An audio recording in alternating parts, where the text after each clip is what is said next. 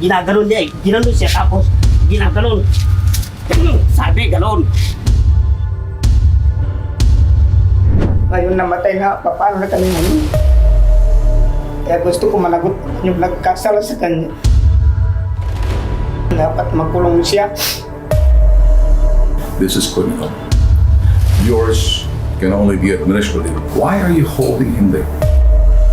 Will ensure na hindi siya makaalis o hindi siya makatakas dahil pinag-custody na natin dito. Kasi baka makita natin, custodial nga siya, pero pagdating sa gabi, lumalabas. Eventually, baka tumakas na patakas. Tingin po namin hindi pantay yung batas. Kung mahirap po kami. Nakapatay ka na, nag-file ka pa ng cyber libel. Nandun po. Nakapagmura ako dito sa inyo. We want to look forward that this guy should be discharged dishonorably, taken away the pension and anything. He should suffer the consequence of his action for not thinking.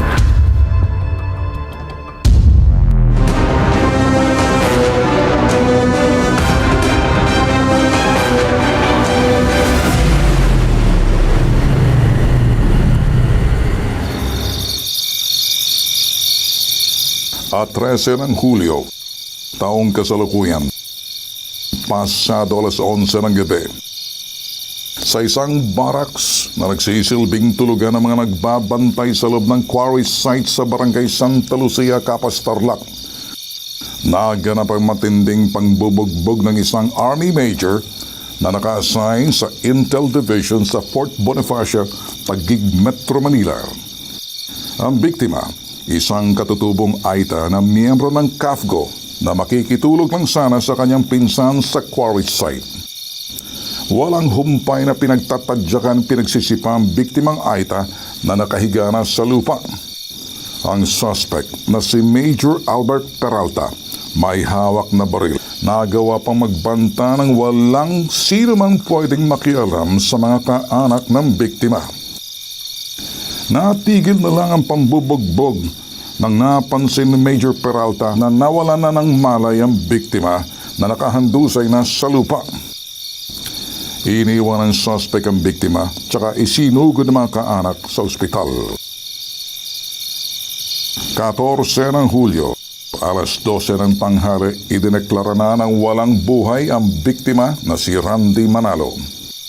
Sa death certificate, ang sanhi ng pagkamatay ng biktima, acute multiple organ failure, blunt traumas to the head, traumatic injuries to the trunk and extremities secondary to alleged mauling. 15 ng Hulyo, nag-imbestiga ang pulis at isinampa ang kasong homicide sa Provincial Prosecutor ng Tarlac. Ang Provincial Prosecutor ng Tarlac agad naglabas ng sabina. Inaatasan na magpakita si Major Peralta para sa preliminary investigation at magsumite ng kanyang counter-affidavit. 8 ng Agosto, naghain si Major Peralta ng motion for extension para sa pagsumite ng kanyang counter-affidavit. At 12 ng Agosto, inatasan muli ng Provincial Prosecutor's Office ng Tarlac si Major Peralta na humarap sa preliminary investigation. Simula noon hanggang kasalukuyan ay sa mga kaanak ng biktima, hindi humarap ni minsan si Major Peralta. At 5 ng Setyembre, idinulog ng ama ng biktimang Aita sa bitag ang kanilang problema. Nangyari na bakit siya pinagbintangan? Nakaupo po siya noong nagpakilala si Major Peralta sa kanila at ito namang biktima po ay nagsabi na ako din po sir ay CAFGO. Okay. Ito po sinampal na daw po ni Sir Peralta. So wala bang umawat? Wala bang nakakita doon sa ginawang pambubugbog ng Major sa iyong anak? Kung mayroon pong umawat yung pinsan niya, kaya lang tinutukan ng baril, hindi makapaglaban. Karoon nagtamo po siya ng fracture sa rib. Kahit tumba na yung kawawang si Randy, nakatutubo, pinagsisipa pa? Yes sir, ayun po dito sa kanilang statement po sir. Immediately nung nakarating nga sa Philippine Army, lalong-lalo doon sa kanyang unit, ay nagkanda agad ng investigation ng unit. Temporarily, hold siya in custody. And we can assure yung family na bibigyan natin sila ng hustisya. Ang lahat po ng kasapi ng Armed Forces of the Philippines na nakakagawa ng anumang krimen sa ilalim ng Revised Penal Code. Ibig sabihin ito'y pinaparusahan na ng Revised Penal Code. Ito yung mga ordinaryong krimen kagaya ng pagpatay, krimen na nakasalarawan sa Revised Penal Code. Regular courts po, that the regular civilian courts, the priority and must have the primordial right to try these criminal offenses.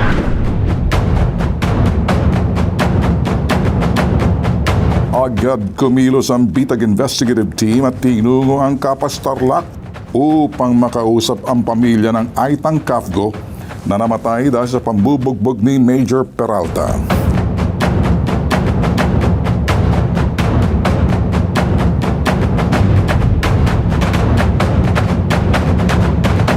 Habang bumabiyahe ang Bitag Investigative Team, ang mga katutubong Aita 6 na oras naglakad pababa ng bundok para lang salubungin ang Bitag.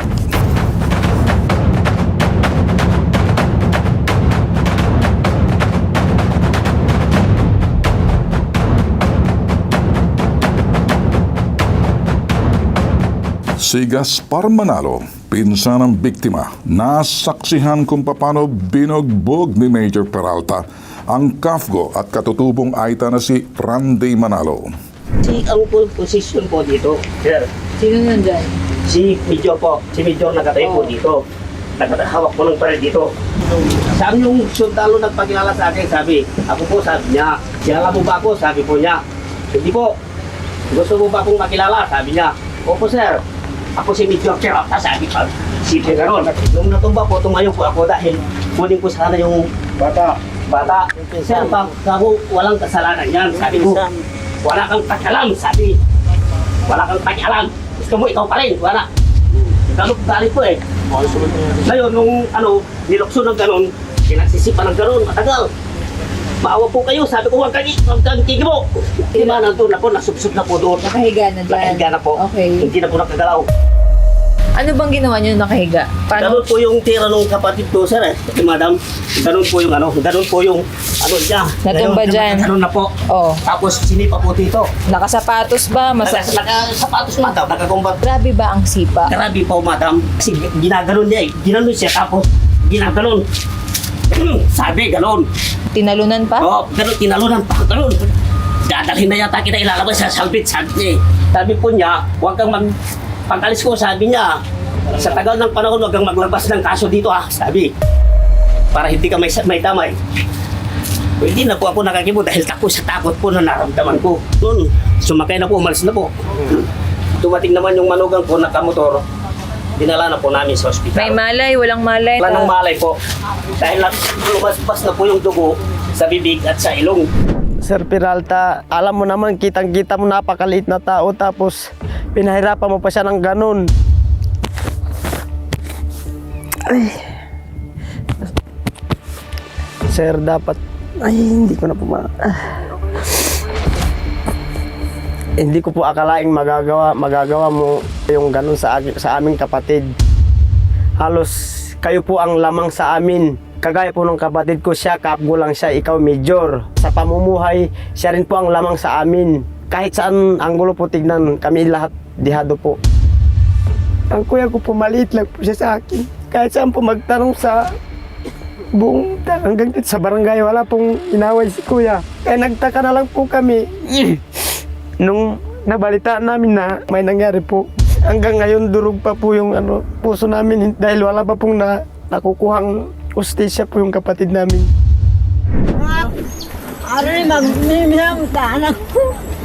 Maraming nagluluksa sa kanya ng mga pinsan dahil doon sa kabaitan niya. Maraming pamangkin niya pinapaaral niya. Ngayon, wala na. Kung buhay siya ngayon, mayroon siyang madala sa amin na kahit na bigas man lang. Ngayon, wala na, madam. And doon sa pananakit, yung pinsan niya nakasaksi na pinag-apak-apakan. Isipin mo, ulo hanggang paana yung nadurog yung pantog, pati yung daw atay. Itim na yung itim na rito at saka dito itim na. Yun yung kinamatay niya. Pagkita ko pa nagburo doon sa anak ko, dapat ako yung kabaliktaran, yung anak ko yung binurol. Oh, masakit makita nga yung pinatay niya, yung walang kalaban-laban na anak ko. Sabi ko sa kanya, hindi ka lang naawa doon sa anak ko na maliit lang, pinatay mo. Wala kang kwentang sundalo ka. Blasang aita kami minaliit nung sundalo, walang kwentang aita. Bakit kayo naiiyak tayo pag naalala niyo? Mahal ko yung anak ko.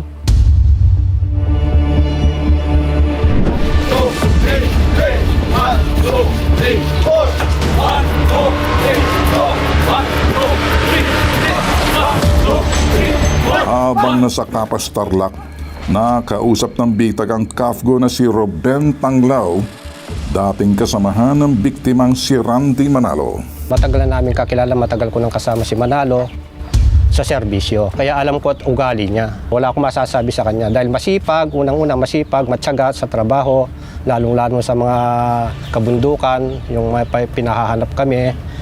Yun, ginagawa naman niya, nagre-response naman siya. Kung sa kanya, tanggap niya yung sahod, ma'am, agad-agad, ikukuha niya yung pera sa tatay niya. Siya lang ang inaasahan, ma'am, ng pamilya. Kaya masakit man sa nangyari sa kanya, ayan, parang pilay sila. Pero masakit sa amin ang pagkawala niya. Part siya ng buhay namin. Sa isang komunidad kami, isang pamilya, kumbaga. Sana bilisan naman yung pag-iimbestiga nila para kung ano yung lalabas na resulta para makapanagot naman yung hindi tama ang ginawa. Kung ako lang hahatol, talagang hatulang ko agad kasi tao na pinatay na Kasi may ebidensya naman, ma'am Buhay ang kinuha niya. Dapat mabilis din sana, ma'am. Yun lang ang pakiusap po sana para makaroon naman ng ustisya ang kawawa naming kapatid sa serbisyo. Dahil sa matinding pagkadismaya ng pamilya sa mabagal na usad ng kasong homicide, inilabas ng kapatid ng biktima ang kanyang hinaing sa social media. Ang nasabing post, ginamit ni Major Peralta na dahilan para sampahan ng kasong cyber libel ang kapatid ni Randy na si Malu. Si Malu po dahil sa hindi pa nare-resolbahan po yung kaso ng aming kapatid na si Randy, nag-post po si Malu. Tapos doon na naman po nakasuhan na naman yung kapatid ko na si Malu ng yun nga po yung pagtungkol doon sa pagpupos. Ngayon ilang beses na po humarap si tatay ko sa prosecutor. Yung sa amin po doon sa kapatid namin na namatay, halos hanggang ngayon wala mga Doon sa level na kaso, hindi namin kasalanan yun. Dahil paano namin kasalanan yan na hindi naman namin magawa yun kung hindi siya nagkasala sa amin. Kaya na-push yan dahil doon sa ginawa niya na pinatay niya. Anong mas mahalaga doon sa pagpatay at saka doon sa pag-post? Wala kaming alam na kaso pala yun o ano. Dahil kami mga katutubo, inosente, walang alam.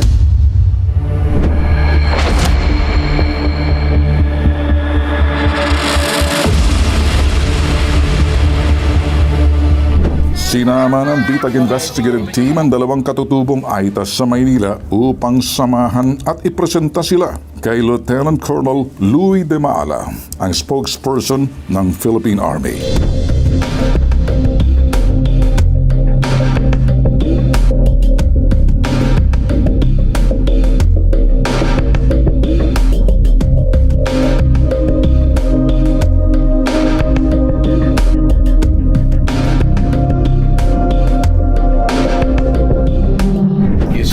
Under the custody of Fort Bonifacio? Nasa custodial center natin siya ngayon. Okay. Kumbaga yung custodial center, nandiyan lahat nakakulong ng may mga kaso. Or was he transferred from Tarlac to Fort Bonifacio?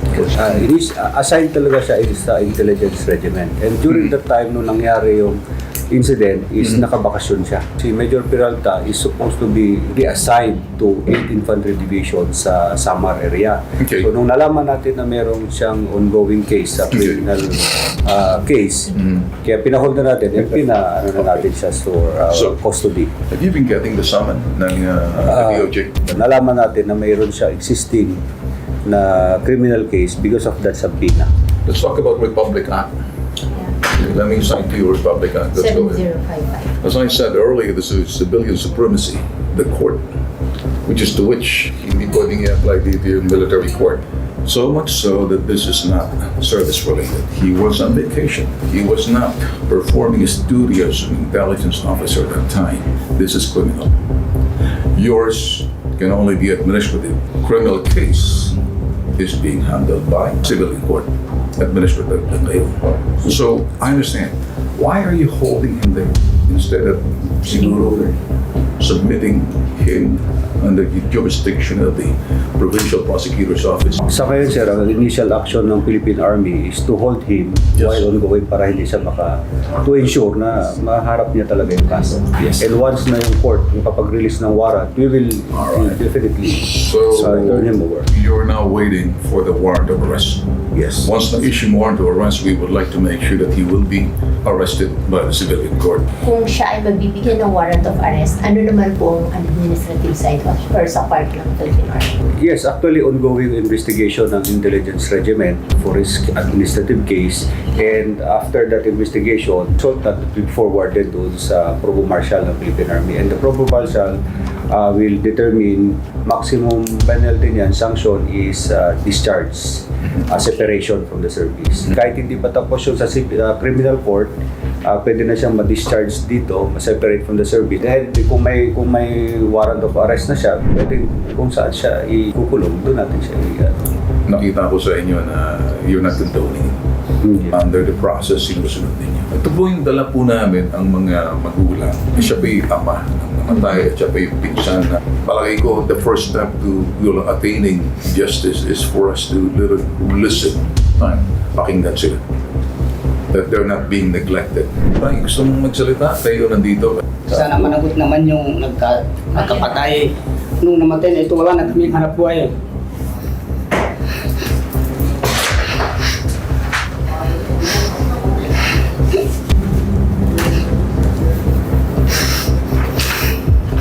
Yan bang bubuhay sa inyo?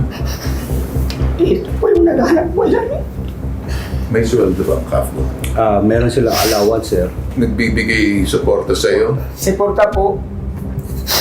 Ito lang po, sir, yung trabaho. Kaya may trabaho, CAFGO. Ngayon namatay na, paano na kami ngayon? Na siya raw yung naghanap buhay pag namatay, ano na yung mangyayari? Kaya gusto ko managot yung nagkasala sa kanya. Dapat magkulong siya. Kami po ay malaking pagrespeto, lalo po sa mga kasundaluhan. Tapos nung nababalitaan po namin na ganyan po yung pamilya namin ni Peralta, yung bang nagkaroon po kami ng pag-alinlangan ba na lumapit sa mga sundalo. Tingin po namin hindi pantay yung batas, kumo, mahirap po kami. Doon po namin nakikita na may kinikiling ng batas. Pero yung pagpatay na napakasakit na hindi po namin nakakamit yung hostisya. This is the effect of the problem. You file a case, the libel case. May time ka pa mag-file ng cyber libel. Na would in fact, you hardly even acknowledge itong sa mga prosecutor. Now, how dare you make a mockery of that court against the victim? Katuhan mo po. Magpapagmura ako dito sa inyo. I don't know kung anong nasa utak niya. Nakapatay ka na, nag-file ka pa ng cyber libel. Gagamitin mo pang korte. We want to look forward that this guy should be discharged dishonorably, taken away the pension and anything. He should suffer the consequence of his action for not thinking. That's not the soul of a soldier. Hindi sundalo yun. Ang guidance ni General Navarrete to ensure na maimbestigahan lahat ito. We can assure you po na talagang justice will be given doon sa anak ninyo, and we will ensure na hindi siya makaalis or hindi siya makatakas dahil pinag-custody na natin dito. Sa akin, gusto natin mangyari na hindi siya pwedeng eventually baka nakatakas. Magkakaroon tayong investigation, especially pag nasa custody niyo siya, tapos all of a sudden, na huwag naman sana matakas o tumakas. Or kasi baka makita natin, custodial nga siya, pero pagdating sa gabi, lumalabas. Yan ang nangyayari kahit sa US camp yan, nangyayari. Tapos all of a sudden, hindi na babalik. So kung papakita natin, ang military natin has the integrity, the credibility, the honor, the respect. This is exactly what you need to do. He has to see where that son of a gun is, and whether that son of a gun is in a restricted area with a guarantee wala siyang pass. yung kagustuhan yung makita si Major Peralta, agad ipapaalam namin sa higher ups. Ngayon sir, nakausap ko na yung headquarters support group which is in charge doon sa custodial center. Pwede nilang puntahan. Pwede makita, pero no cameras po. Sila lang, sa labas lang kami. Pwede sir.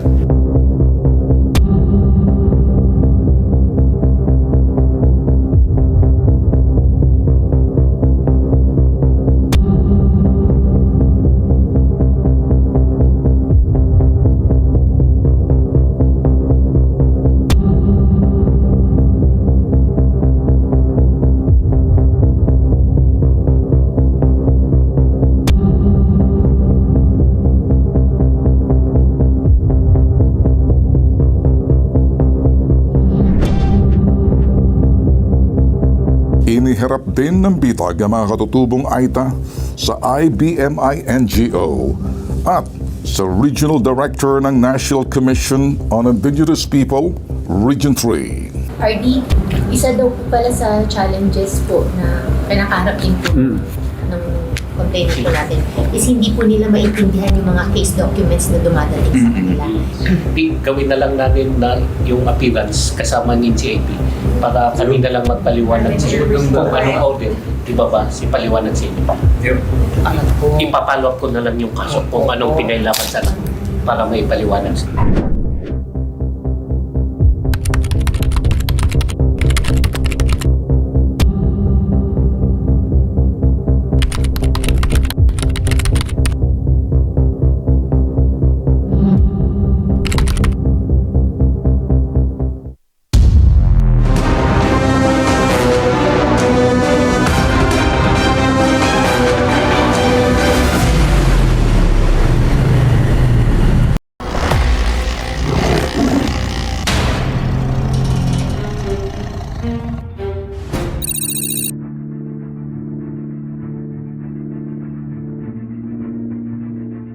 Babala, ang inyong mapapanood ay may sensitibong paksa, marahas na eksena at paggamit ng maselang pananalita.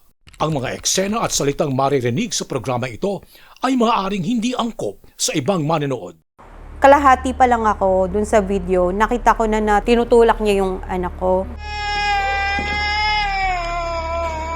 Tinuloy ko yung pagpapanood. Nakita ko may mas worse pa palang ginawa, yung pinasok yung pencil sa bibig ng anak ko.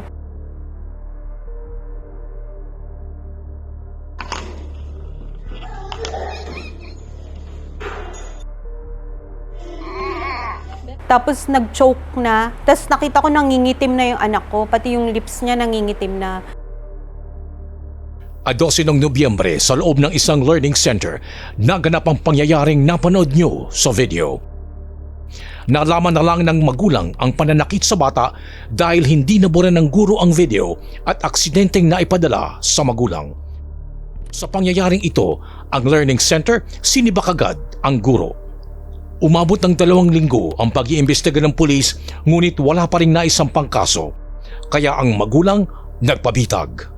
Anong status ng kaso ngayon? Sir, kasi, Hindi, anong status ng kaso ngayon? Reasoning, give me a fact. sir, Answerable by yes or no? wala pa po, sir. Ayun. Pero- Nag-imbestiga na pala ang pulis ninyo. Parang nagde-demand pa ata na kesyo, bigyan kayo ng USB. Hindi na po dapat pinagsusumiti pa. Nandoon na po yung isang kopya. Sabi, yun na pong pulis ang dapat mag-reproduce nito. Sir, nagpa-follow up naman po. It is not about how much you know, it's what you can do with what you know. Pag ito nakaabot doon sa on-lead na chief PNP, sabihin, trabahong tamad.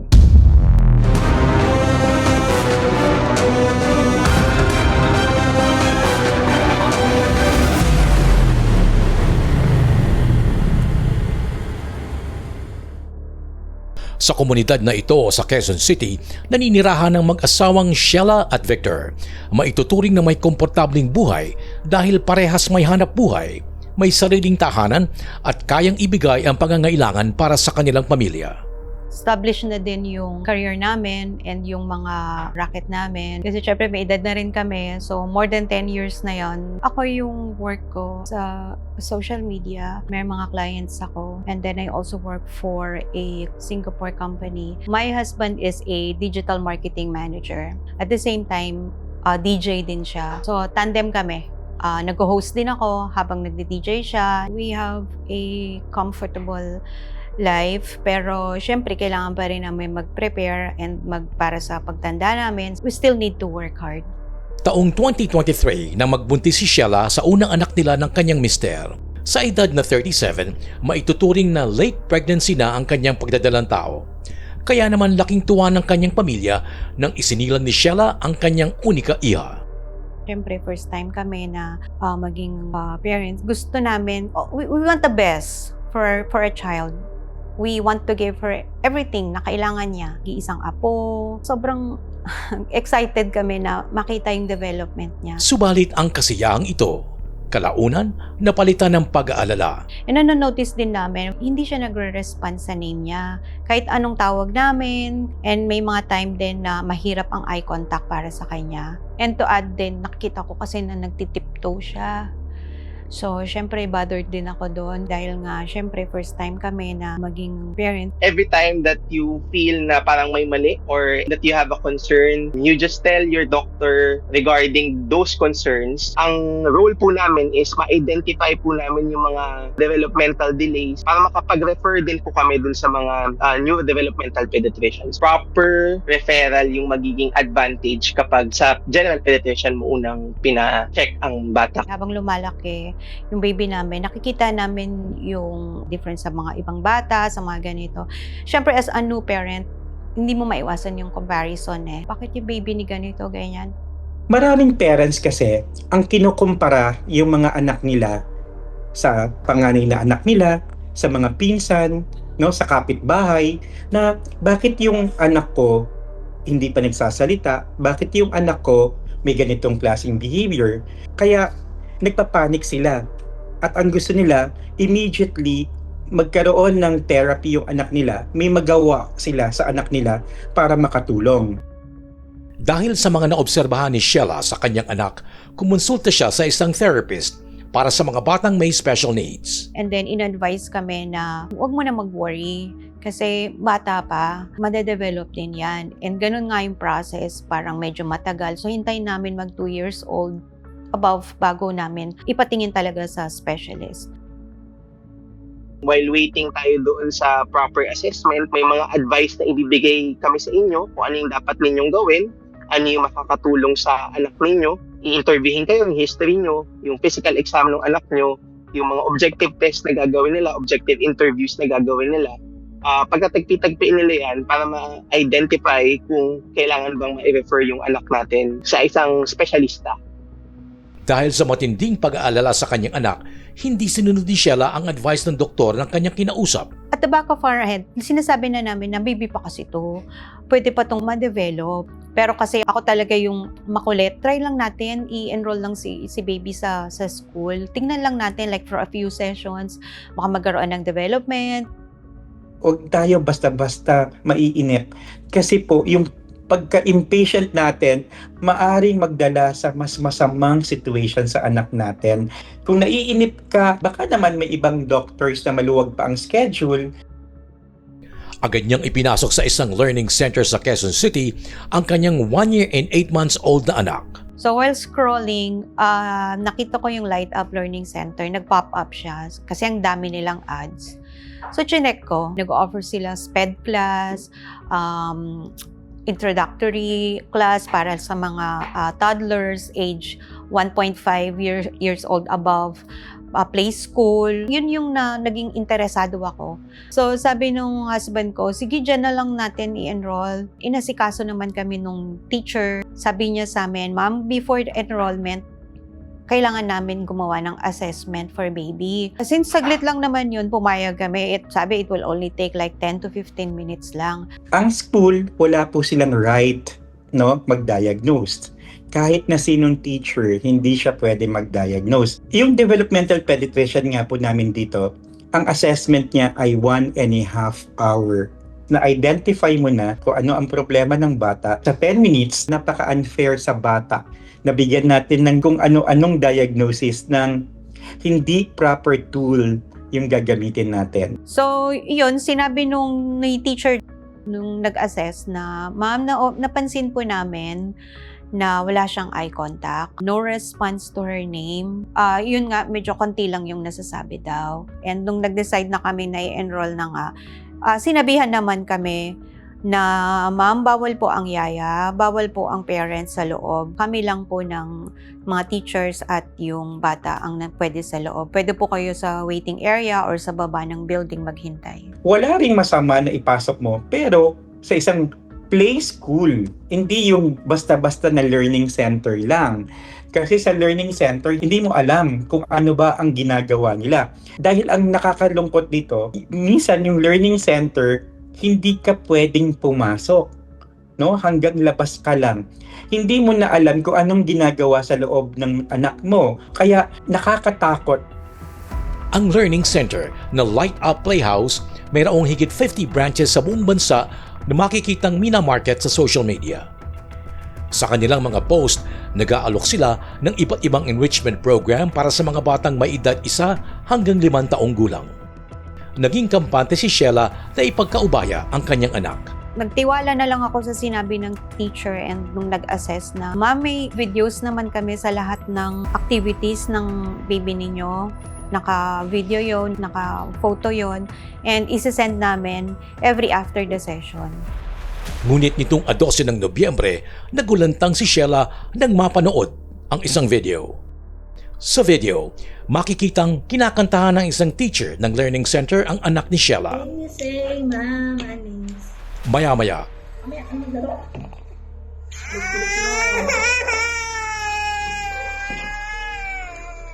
ang teacher ng Learning Center di pa nakontento at sinungalngal pa ng lapis ang bibig ng bata.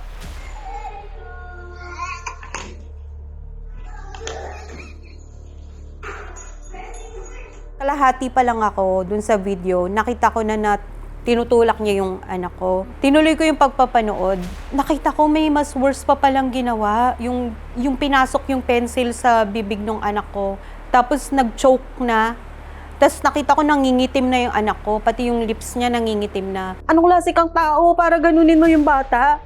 Wala nga kalaban-laban yung bata eh. Kaya nga nandito yung bata eh. Humihingi ng tulong. Yun yung galit ko dun sa teacher.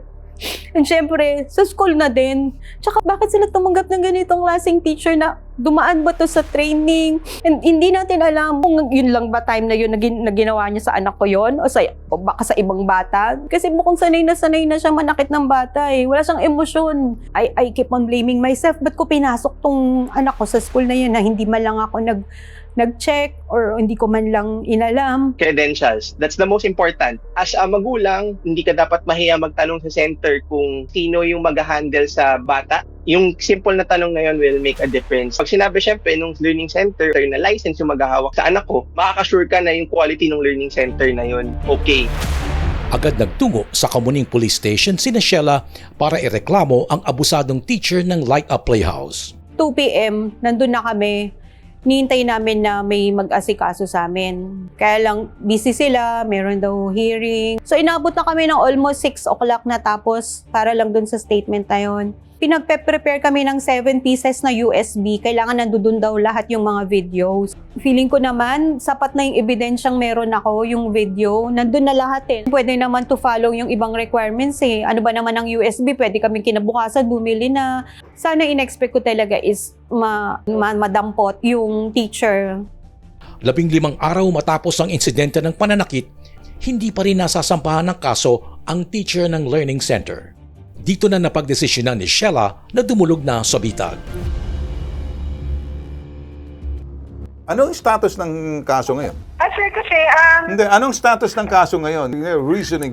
Sir, kasi sir, may mga dokumento po kami na hinahanap, katulad ng birth certificate, at saka yung Sandali lang, mama, no? It's not the process of how you handle this. It is not about how much you know. It's what you can do with what you know. Attorney Batas Mauricio, anong nakikita mo sa sinasabi ng women children? Kung may alam sila kung nasaan po yung inireklamo, lalo na po ito, merong ebidensya, aktual nakikita, meron pong sapat na batayan para hulihin in hot pursuit. Yung pong teacher na gumawa nito, hindi po dapat pinaghihintay pa, hindi na po dapat pinagsusumiti pa. Nandoon na po yung isang kopya Yun na pong pulis ang dapat mag-reproduce nito. Yun po ang nakikita natin pagkakamali ng pulis ngayon. Upon verification po, doon sa mga records ng teacher, wala pong eksaktong nakalagay doon sa address. Sandali lang, mama. Attorney Batas, Hindi ko po naintindihan yung ganyang klase ng mga protocol ninyo sa kasalukuyan. Binigyan po kayo ng mandato, habulin ang mga umaabuso sa mga kabataan, sa mga kababaihan, at ang pahayag po ng batas, there should be no stone left unturned. Wala kayong kung ano-ano pang pagpapatagal ng investigasyon. so wala pa kayo nasasampa ng kaso ngayon? Sir, Answerable by yes or no? Wala pa po, sir. Ayun. Attorney, what do you think? Wala pa raw hanggat ngayon nasasampang kaso. Kapabayaan na po sa tungkulin, kawalan ng galang sa kanilang Sir, posisyon, sa kanilang mandato. Hindi po kami nagkulang na i-message siya at i-follow up kung kailan po siya babalik dito sa opisina namin.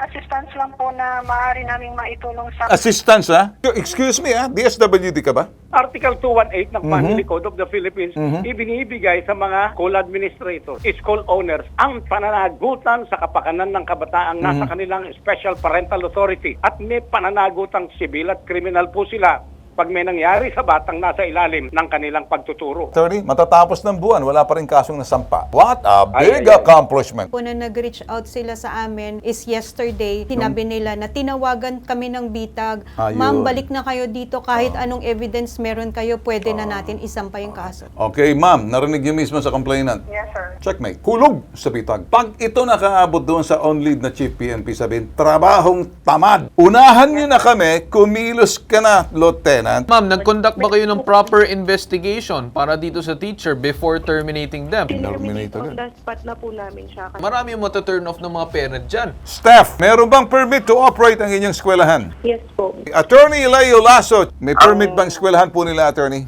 Dito po sa may 37 Matalino Street po yung pinag-uusapan natin. Wala po silang permit dyan. Hindi pa ako natatapos dito. Papasok na po rito ang BITAG, the next generation, for in full investigation na mangyayari.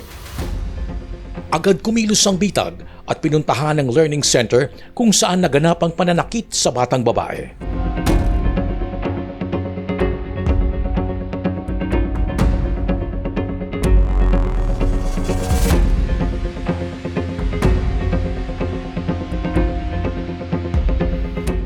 Ang Light Up Playhouse, 5 minuto lamang ang layo mula sa bahay nila Sheila. Center po is nasa third floor. Third floor, tabi ng law offices, may maliit pong signage, tarpaulin for Light Up Playhouse. Sa unang tingin, hindi mapapansing may learning center para sa mga bata sa commercial building na ito. Isang maliit na tarpaulin lamang na hindi na halos mabasa ang tanging nakapaskil sa harapan ng gusali. Bago makapasok sa mismong learning center, makikita ang isang maliit na karatula na nagbabawal sa mga magulang sa loob ng learning center. Kinumpirma rin ni Sheila sa bitag na walang CCTV sa loob ng learning center. Meron akong naramdaman nung time na yun na bakit parang walang CCTV. Pero hindi eh. Para kasing kinain ako nung thought na excited ako makita yung anak ko na tumatakbo, kumakanta, naglalaro. Ang laki ng tiwala ko dun sa school. Merong pagsisisi sa part ko, sa end ko. Sana nag-research pa ako. Biniblame ko yung sarili ko eh. Ako yung parang sabi ko, kasalanan ko, ako yung nagkulang. Sa mga magulang, nanay, tatay, wala ibang solusyon kundi dumaan tayo sa proper way, manggaling sa doctor ko ano yung order para gagawin natin kung ano yung right therapy para sa anak nila. Dahil nga, medical doctor lang po ang pwedeng mag-diagnose sa mga bata. Malaki po ang pwedeng maging side effect sa bata ng trauma kapag yung bata hindi na-handle ng maayos. Baka lalong mag-delay yung kanyang delay na. At yun po yung nakakatakot kapag ang bata nadagdagan ng takot yung delay nila. Matapos ang insidente ng pananakit, ang guro na si Leslie Manatas agad tinanggal sa learning center. Hindi na rin ito nagparamdam sa pamilya ng biktima. Samantala, 5 ng Disyembre, kasama ang kanilang pribadong abogado, ay sinampahan ng pamilya ng kasong child abuse ang guro na si Leslie Manatas.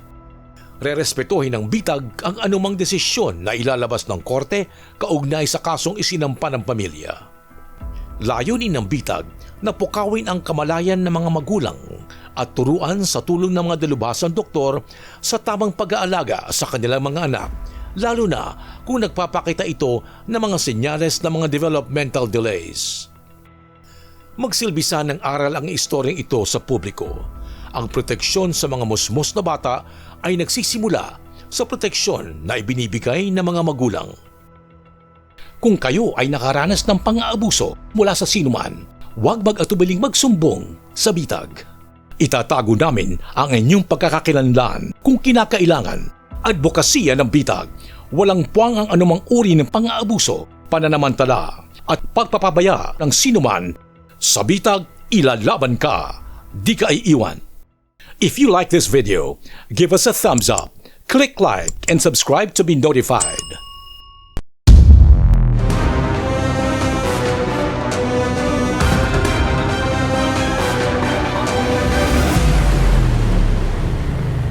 This program is brought to you by PCSO, hindi umuurong sa pagtulong.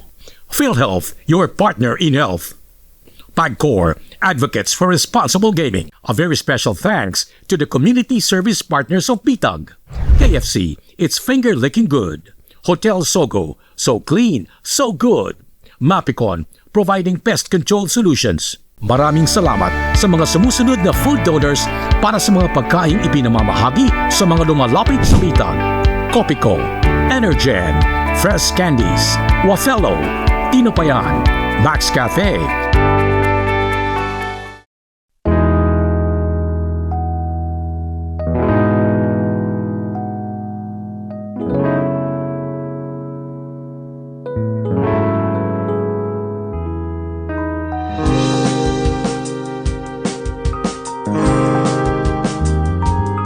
Sa PhilHealth,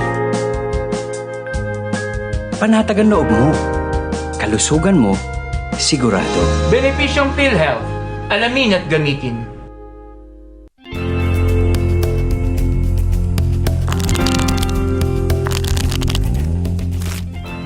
Do you have a gambling problem?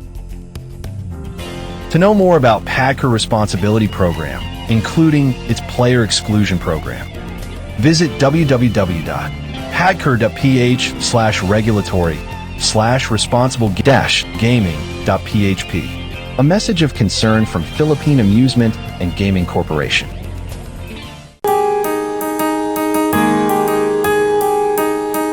Hindi umuurong sa pagtulong, kaong gawa sa lahat sinusulong. PCSO, PCSO. Hindi umuurong sa pagtulong ang PCSO, PCSO.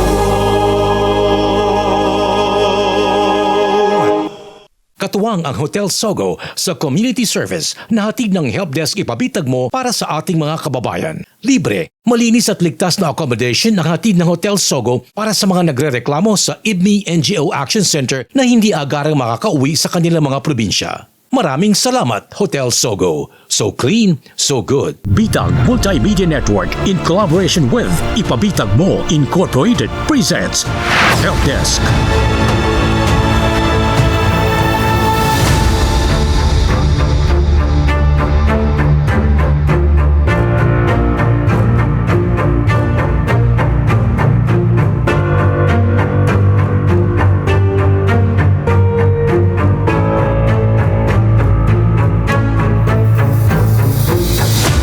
Magandang umaga mga boss, nagsisimula na tayo ngayon sa ating programa dito sa Ipabitag Mo Helpdesk.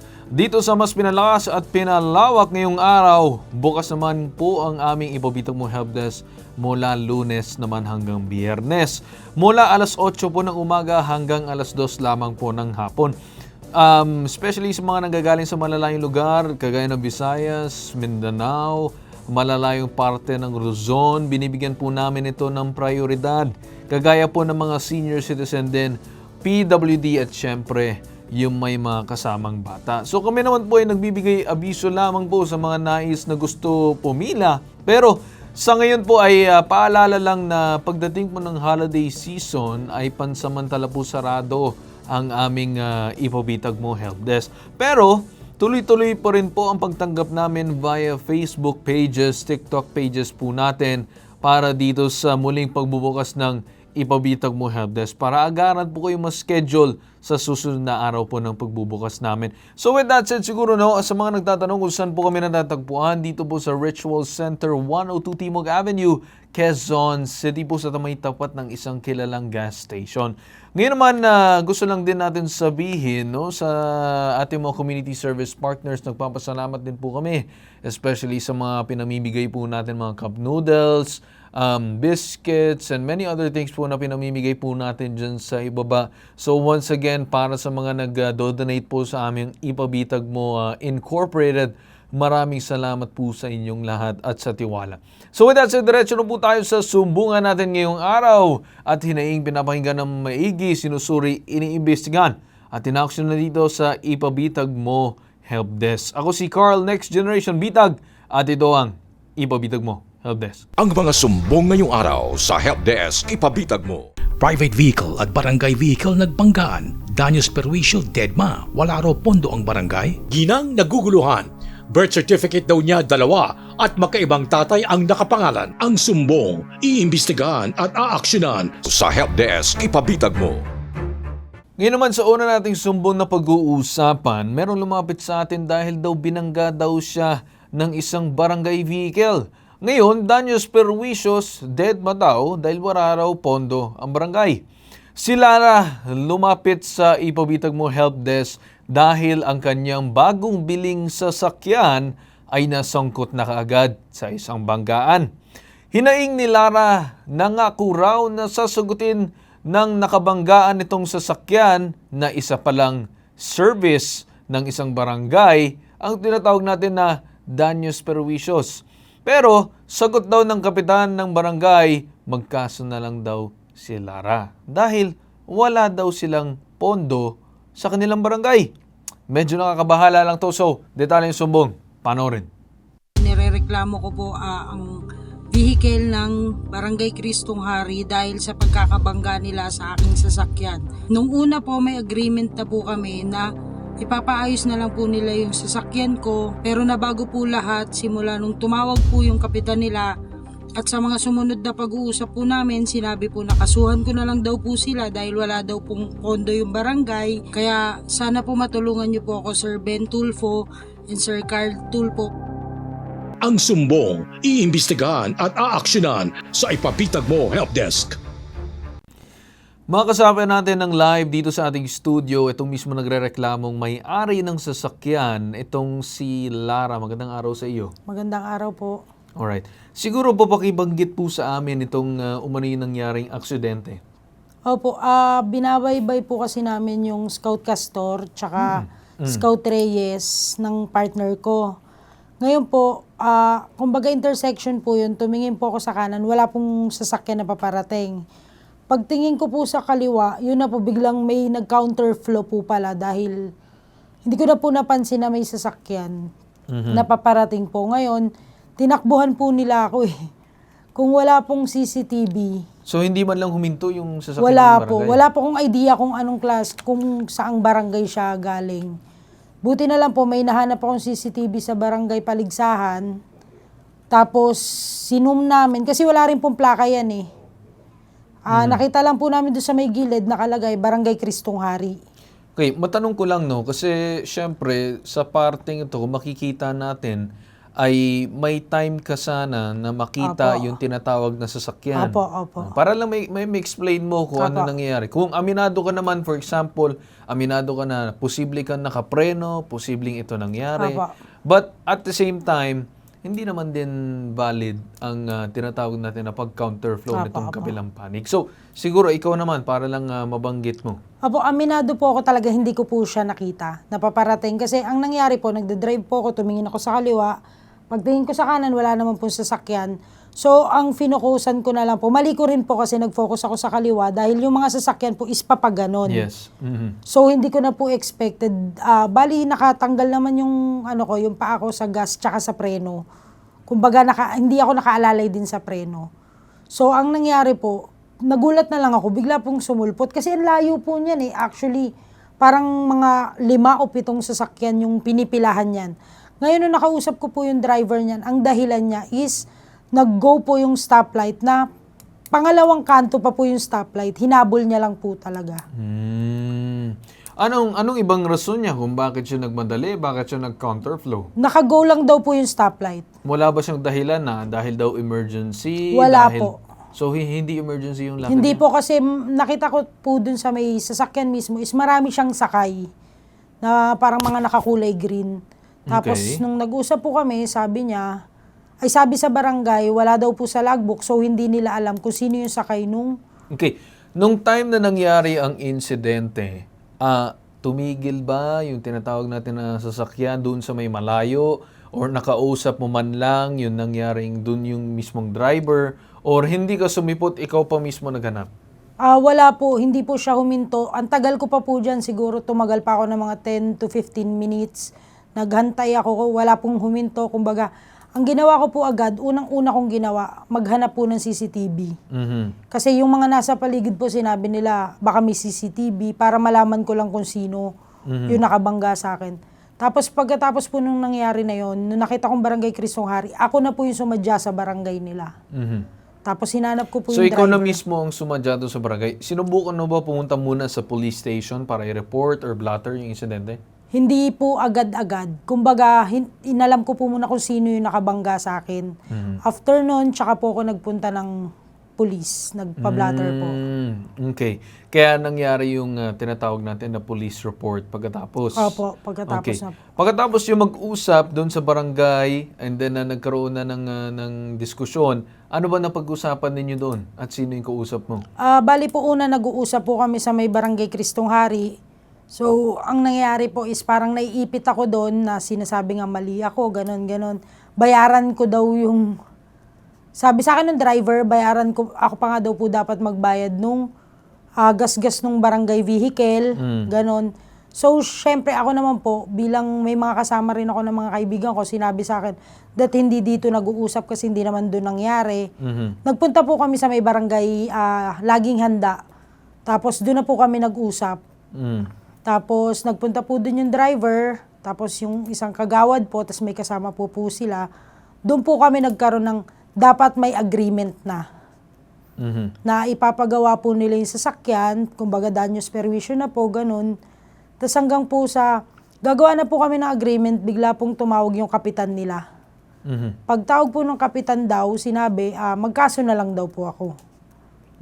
So magkaso ka na lang daw? Opo. Sino ang sabi nito?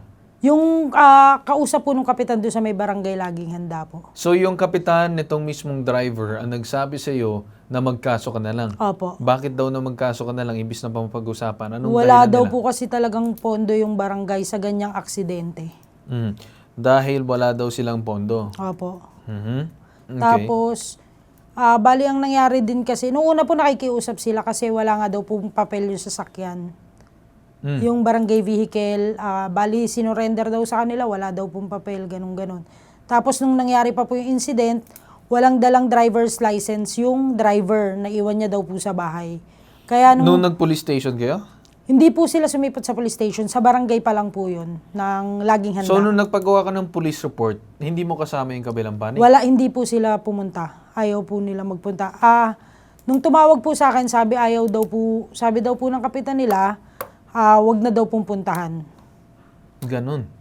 Opo. Okay. Siguro, to discuss the facts of the case na inireport mo dun sa police station, kausapin muna natin itong si Police Lieutenant Sabil Ann Armada, OIC Commander ng Traffic Sector 4 District Traffic Enforcement Unit o DTEU ng Quezon City Police District. Magandang umaga po sa inyo, Police Lieutenant. Magandang umaga po, sir. Yes.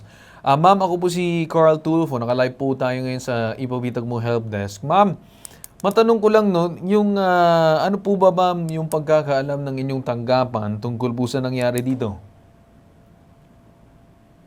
Bali po, sir, pumunta po si ma'am sa aming opisina upang i-report ang insidente pong nangyari. Involving po ang sasakyan ng Barangay Cristong Hari po. Okay. Ngayon, ano pong detalye po meron tayo tungkol dito sa pangyayari? Bali po, sir, ang nakuhanan na po ng salaysay ay si Ma'am Lara. Lahat at ang ating nakuhang CCTV. Ito pong sasakyan ng Barangay Cristong Hari ay binabaybay ang Scout Reyes po. At ito naman po si Ma'am Lara po ay pakaliwa po. Ay, hindi. Ito pong sasakyan ng Cristong Hari po ay nag-counterflow. Pareho po silang moving, kaya po sila ay nag-collide. Okay. Opo. Now, based sa assessment, ma'am, ng police, ano bang nakikita natin dito base sa ating mga traffic rules and regulations? Ang bali, dalawa po yung ating titingnan po niyan, no? Malinaw na nag-violate din po yung Barangay Cristong Hari na dahil sa kadahilanan po nag-counterflow siya. Sa kabilang banda po, titingnan din natin ang side ni Ma'am Lara kung lahat po ng paraan ay ginawa niya upang maiwasan din yung aksidente Okay. o pagkabangga po. Yes. Okay. Ngayon, aminado naman yung mismong complainant natin na hindi niya nakita yung isang bahagi. Ngayon, ang sa akin dito, Lieutenant, at the same time, yes, it could have been avoided. Pero at the same time, yung mismong pagka-counterflow nitong mismong barangay service vehicle, was it also called to the attention ng police kung meron bang papeles itong mga tinatawag natin na sasakyan ng barangay na ito? Bali, sir, hindi po kasi nag-report yung barangay po sa amin. Hindi po nag-report yung driver po ng barangay. Kaya po, hindi po namin nakuhanan ng papeles o anuman pong dokumento ang kanilang sasakyan. Okay. So, masasabi ninyo, ma'am, yung police ay namamagitan lang dito? Nasa gitna? Yes po. Yes po. Ang determination po kung sino po may liability sa aksidente pong nangyari ay ang korte na po ang makapagsasabi. Basta Okay. kami po sa aming opisina, ihanda po namin ng mga kaukulang dokumento upang ipasa natin sa korte at hayaan po yung Okay. korte Lieutenant, masabi ko lang din, kasi yung concern ko lang din dito, ano po ba yung mga patakaran ng ating traffic rules and regulations kapag dating po sa isang bagay na ang isang sasakyan po ay hit and run yung isang motorista natin? Opo. Ang hit and run po, ang proseso natin ay unang-una po ay magre-report sa aming opisina, aming kukuhanan, aming itatanong kung ito po ba ay naplakahan o hindi. Kung ito naman po ay naplakahan, atin pong ipapa-alarma gagawan po natin kasulatan at ipapa-alarma po Okay. sa LTO para Okay. malaman po natin ang pagkakakilanlan ng driver. Alright. Lieutenant, maano ko lang saglit. In this case kasi, nangyari po ang tinatawag natin na hit and run. Ang nangyari po dito, yung mismong sasakyan, yes, aminado naman si mismong complainant natin na nagkaroon siya ng lapse dun sa part na posibleng maiwasan yung sasakyan, hindi niya nakita, kaya umabot sa punto na tinamaan niya yung sasakyan, naabutan niya. Now, pangalawa naman, doon naman sa barangay, nag-counterflow siya. Pero, yung malaki pong kasalanan dito na nangyari or ginawa ng mismong barangay ay hindi po tinigilan yung sasakyan na nakabangga po sa kanya. Di po ba, ma'am, na parang mas lalaki po yung responsibilidad nitong kabilang panig dahil tinakbuhan niya po at sa pagkakaalam ko, base sa aming pag-uusap noon ng LTO, na once, let's say there's a vehicle accident or altercation or whatsoever, it is the obligation of both parties to stop and talk about the said problem and eventually bring it to either the traffic bureau or to the mismong police station. Di po ba? Yes, tama po kayo, sir. Sa pagkakataon pong ito, hindi natin na consider na ipaalarma pa ang sasakyan o gawan mo po ng papeles na hit and Bakit po ma'am, hindi po natin napaalarma ang sasakyan? Okay. At sa mismong police report ninyo, nakita ko po na hindi po ito nakalagay as hit and run. Na-locate po ang driver po at nakapag-provide po sila ng driver's license. Ang mangyayari po sana kung hindi po nakilala kung sino man po ang... Hindi, pero yung mismong, Lieutenant, pero yung mismong complainant pa nag-reach out para lang mahanap yung mismong tao. Yes, sir. Pwede po nating idagdag yung kung matuloy man po yung kung pwede natin idagdag po na violation sa driver po ng Cristong Hari, yung abandoning o pag negligent po on his part kung na tinakasan niya po yung kanyang nabangga. Pero sa pagkakataon nito, sir, ang proseso po kasi ng pagpapaalarma pag may hit and run po ay pag hindi po na plakahan o hindi po na hindi na-identify ang registered owner ng sasakyan po. Okay, so sinasabi niyo, doon po pasok yung category ng hit and run. Kapag hindi na-identify yung plaka, yung mismong sasakyan, doon lang po papasok ng hit and run. Tama po ba? So more of technicality lang yung pinag-uusapan natin dito. Yes, sir. Kung hindi po natitalihan sana yung ating driver Okay. at ang sasakyan na nagamit. Okay, sige po Lieutenant, wala na pong problema yan. So nakuha naman na namin yung detalye. Kausapin na po namin na ngayon yung mismong inireklamong barangay na may service na nasagi nitong complainant natin.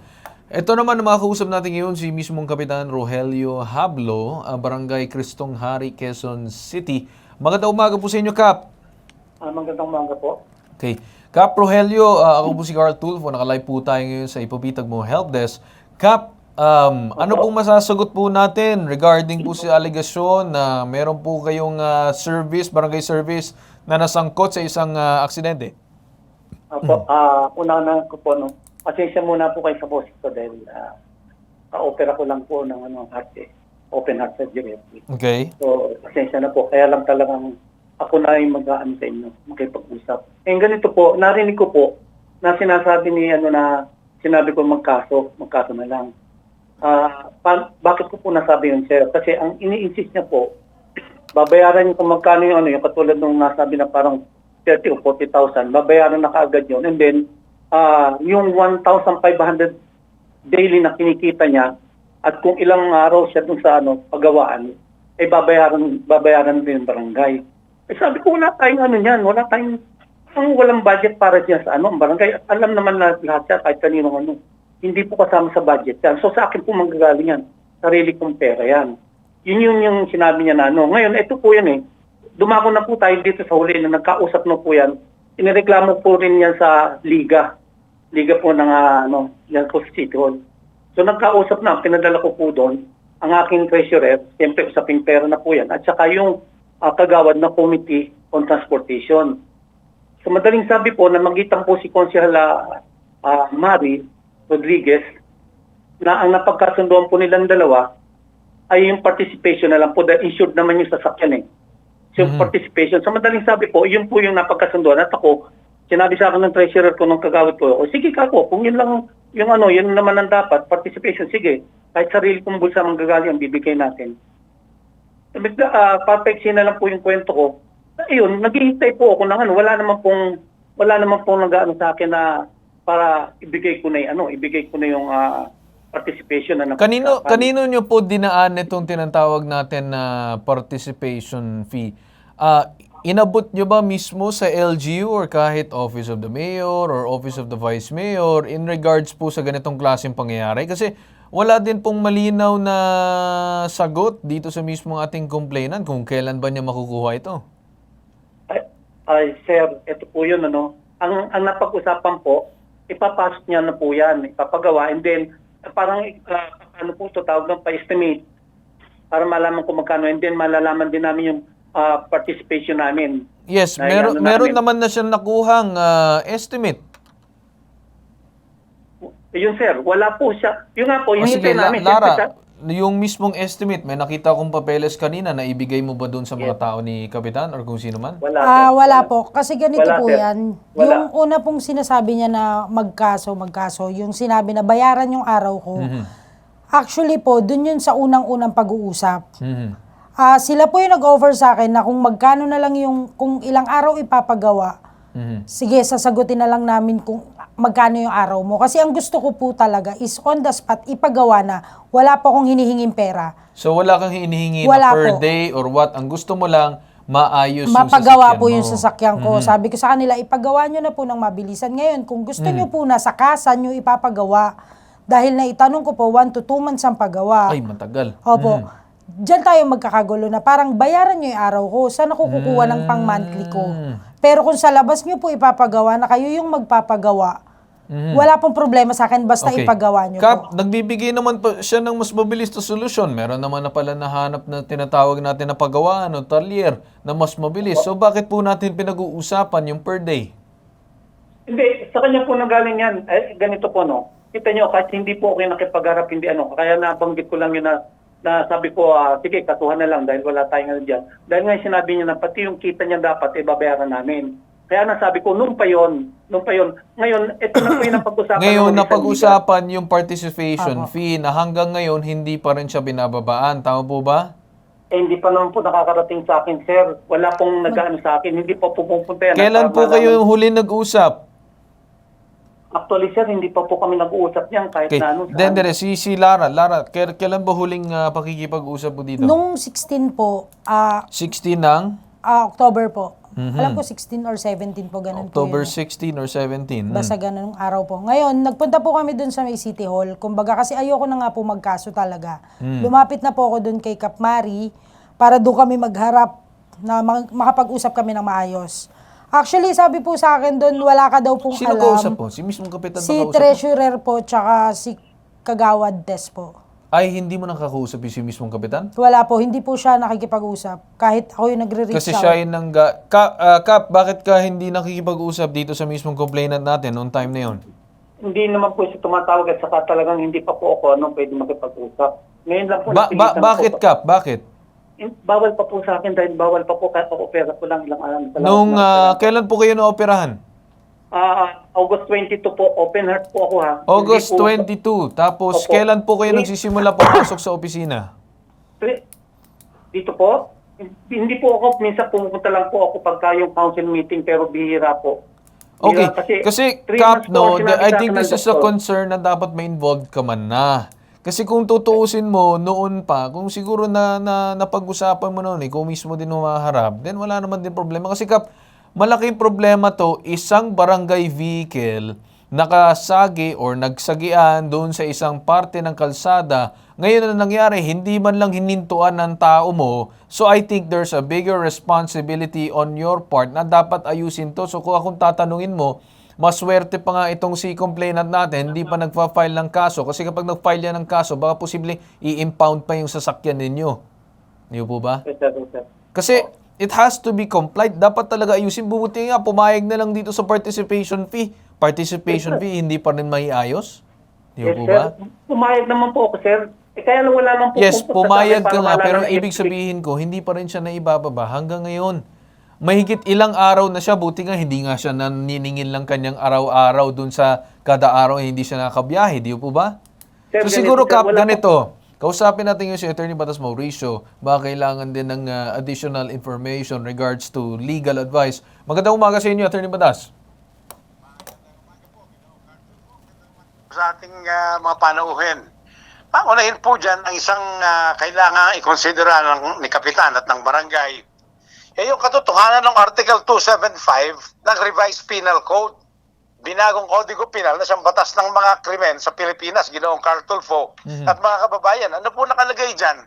Abay, pagka po ang isang tao nakabangga at nabiktima niya, yung nabangga niya, either nakasakay sa isa pang sasakyang nabangga niya, nakasakay sa motorsiklo, di kaya naglalakad, may tungkulin po siya na dalhin siya doon sa pinakamalapit na ospital. Ayon po yan sa Artikulo 275, 275, Revised Penal Code. Pag hindi po niya ginawa yon, dalawa ang krimen niya. yung serious physical injuries o physical injuries kung ano man ang pinsala sa katawan ng biktima niya.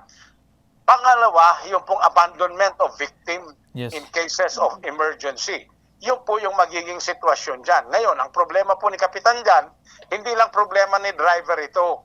Kasi po pagka naghabol po yung biktima ng pagkakabangga o di kaya napinsala, abay, isasama po talaga si Kapitan at ang buong konseho dahil sila po ang may tungkuling humarap both sa administratibong usapin nung hindi nila pagtugon kaagad sa pangangailangan ng nabiktima nila at pangalawa doon po sa usaping sibil yung pagbabayad ng danyos perjuicios. May tungkulin po si Kapitan at ang buong barangay council na bayaran yung biktima ng anumang danyos na mapapatunayan sa hukuman. So, pinakamaganda po kay Kapitan, Ginoong Carl Tulfo, makipag-usap na ng maayos. Total, meron naman pong mga alternatibo kayong ibinibigay, Ginoong Carl Tulfo. Ang bait nga po ng mga alternatibo ninyo pagka po medyo nagkainisan na dyan, sampahan na lang po ng kaso. Ang isang kasong mabigat dyan para sa barangay, kay Kapitan at sa konseho, yung pong pagbibigay ng benepisyo nun sa driver, gamitin ang isang sasakyan o gamit ng barangay nang hindi napapalitaw na official business pala yan, Ginoong Carl Tulfo. Yes. And Attorney, gusto ko lang din sabihin na kung saan I think baka tinitignan nila to as a mere accident, but ang sa akin, mas lumalaki yung problema dahil number one, hindi siya tinigilan ng tauhan ng barangay. Itong mismong lumapit sa atin, Attorney. So nagkakaroon ng problema dito na kung saan sinisisi pa itong complainant natin dahil hindi siya promeno or kung ano-ano, tinamaan.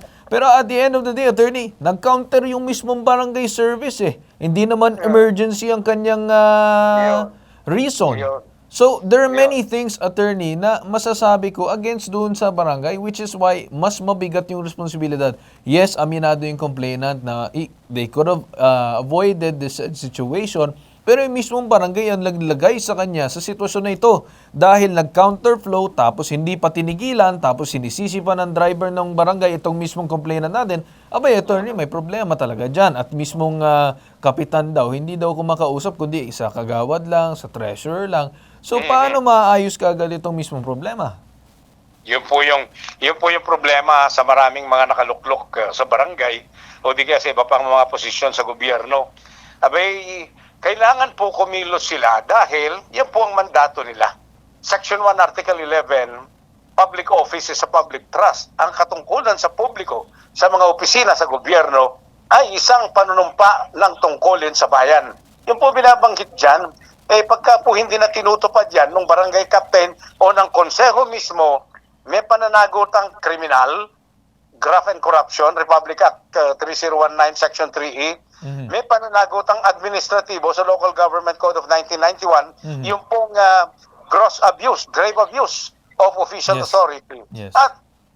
At kaso po, pwede po silang matanggal o masuspindi sa tungkulin. Meron pa yung binabanggit natin, Article 275, ng Revised Penal Code, abandonment of victim, lahat po sila kasama dyan. Ginoong Carl Tulfo, kaya ang maganda po dyan, Kapitan at yung mga kagawad, makipag-usap na po kayo ng maayos. Yun lang naman po, Ginoong Carl Tulfo. Attorney, magandang inyong binanggit na kung saan dapat bigyan or patawan ng parusa kung sakaling umabot sa ganun na punto. Pero, Attorney, ano po ba ang dapat na ipataw din na posibleng consequence or parusa dito sa naging driver ng barangay service vehicle dahil kung tutuusin mo, sa kanya nagsimula yung problema, Attorney, dahil hindi niya tinigilan itong sinatawag natin na sasakyan na naka-aksidente sa kalsada.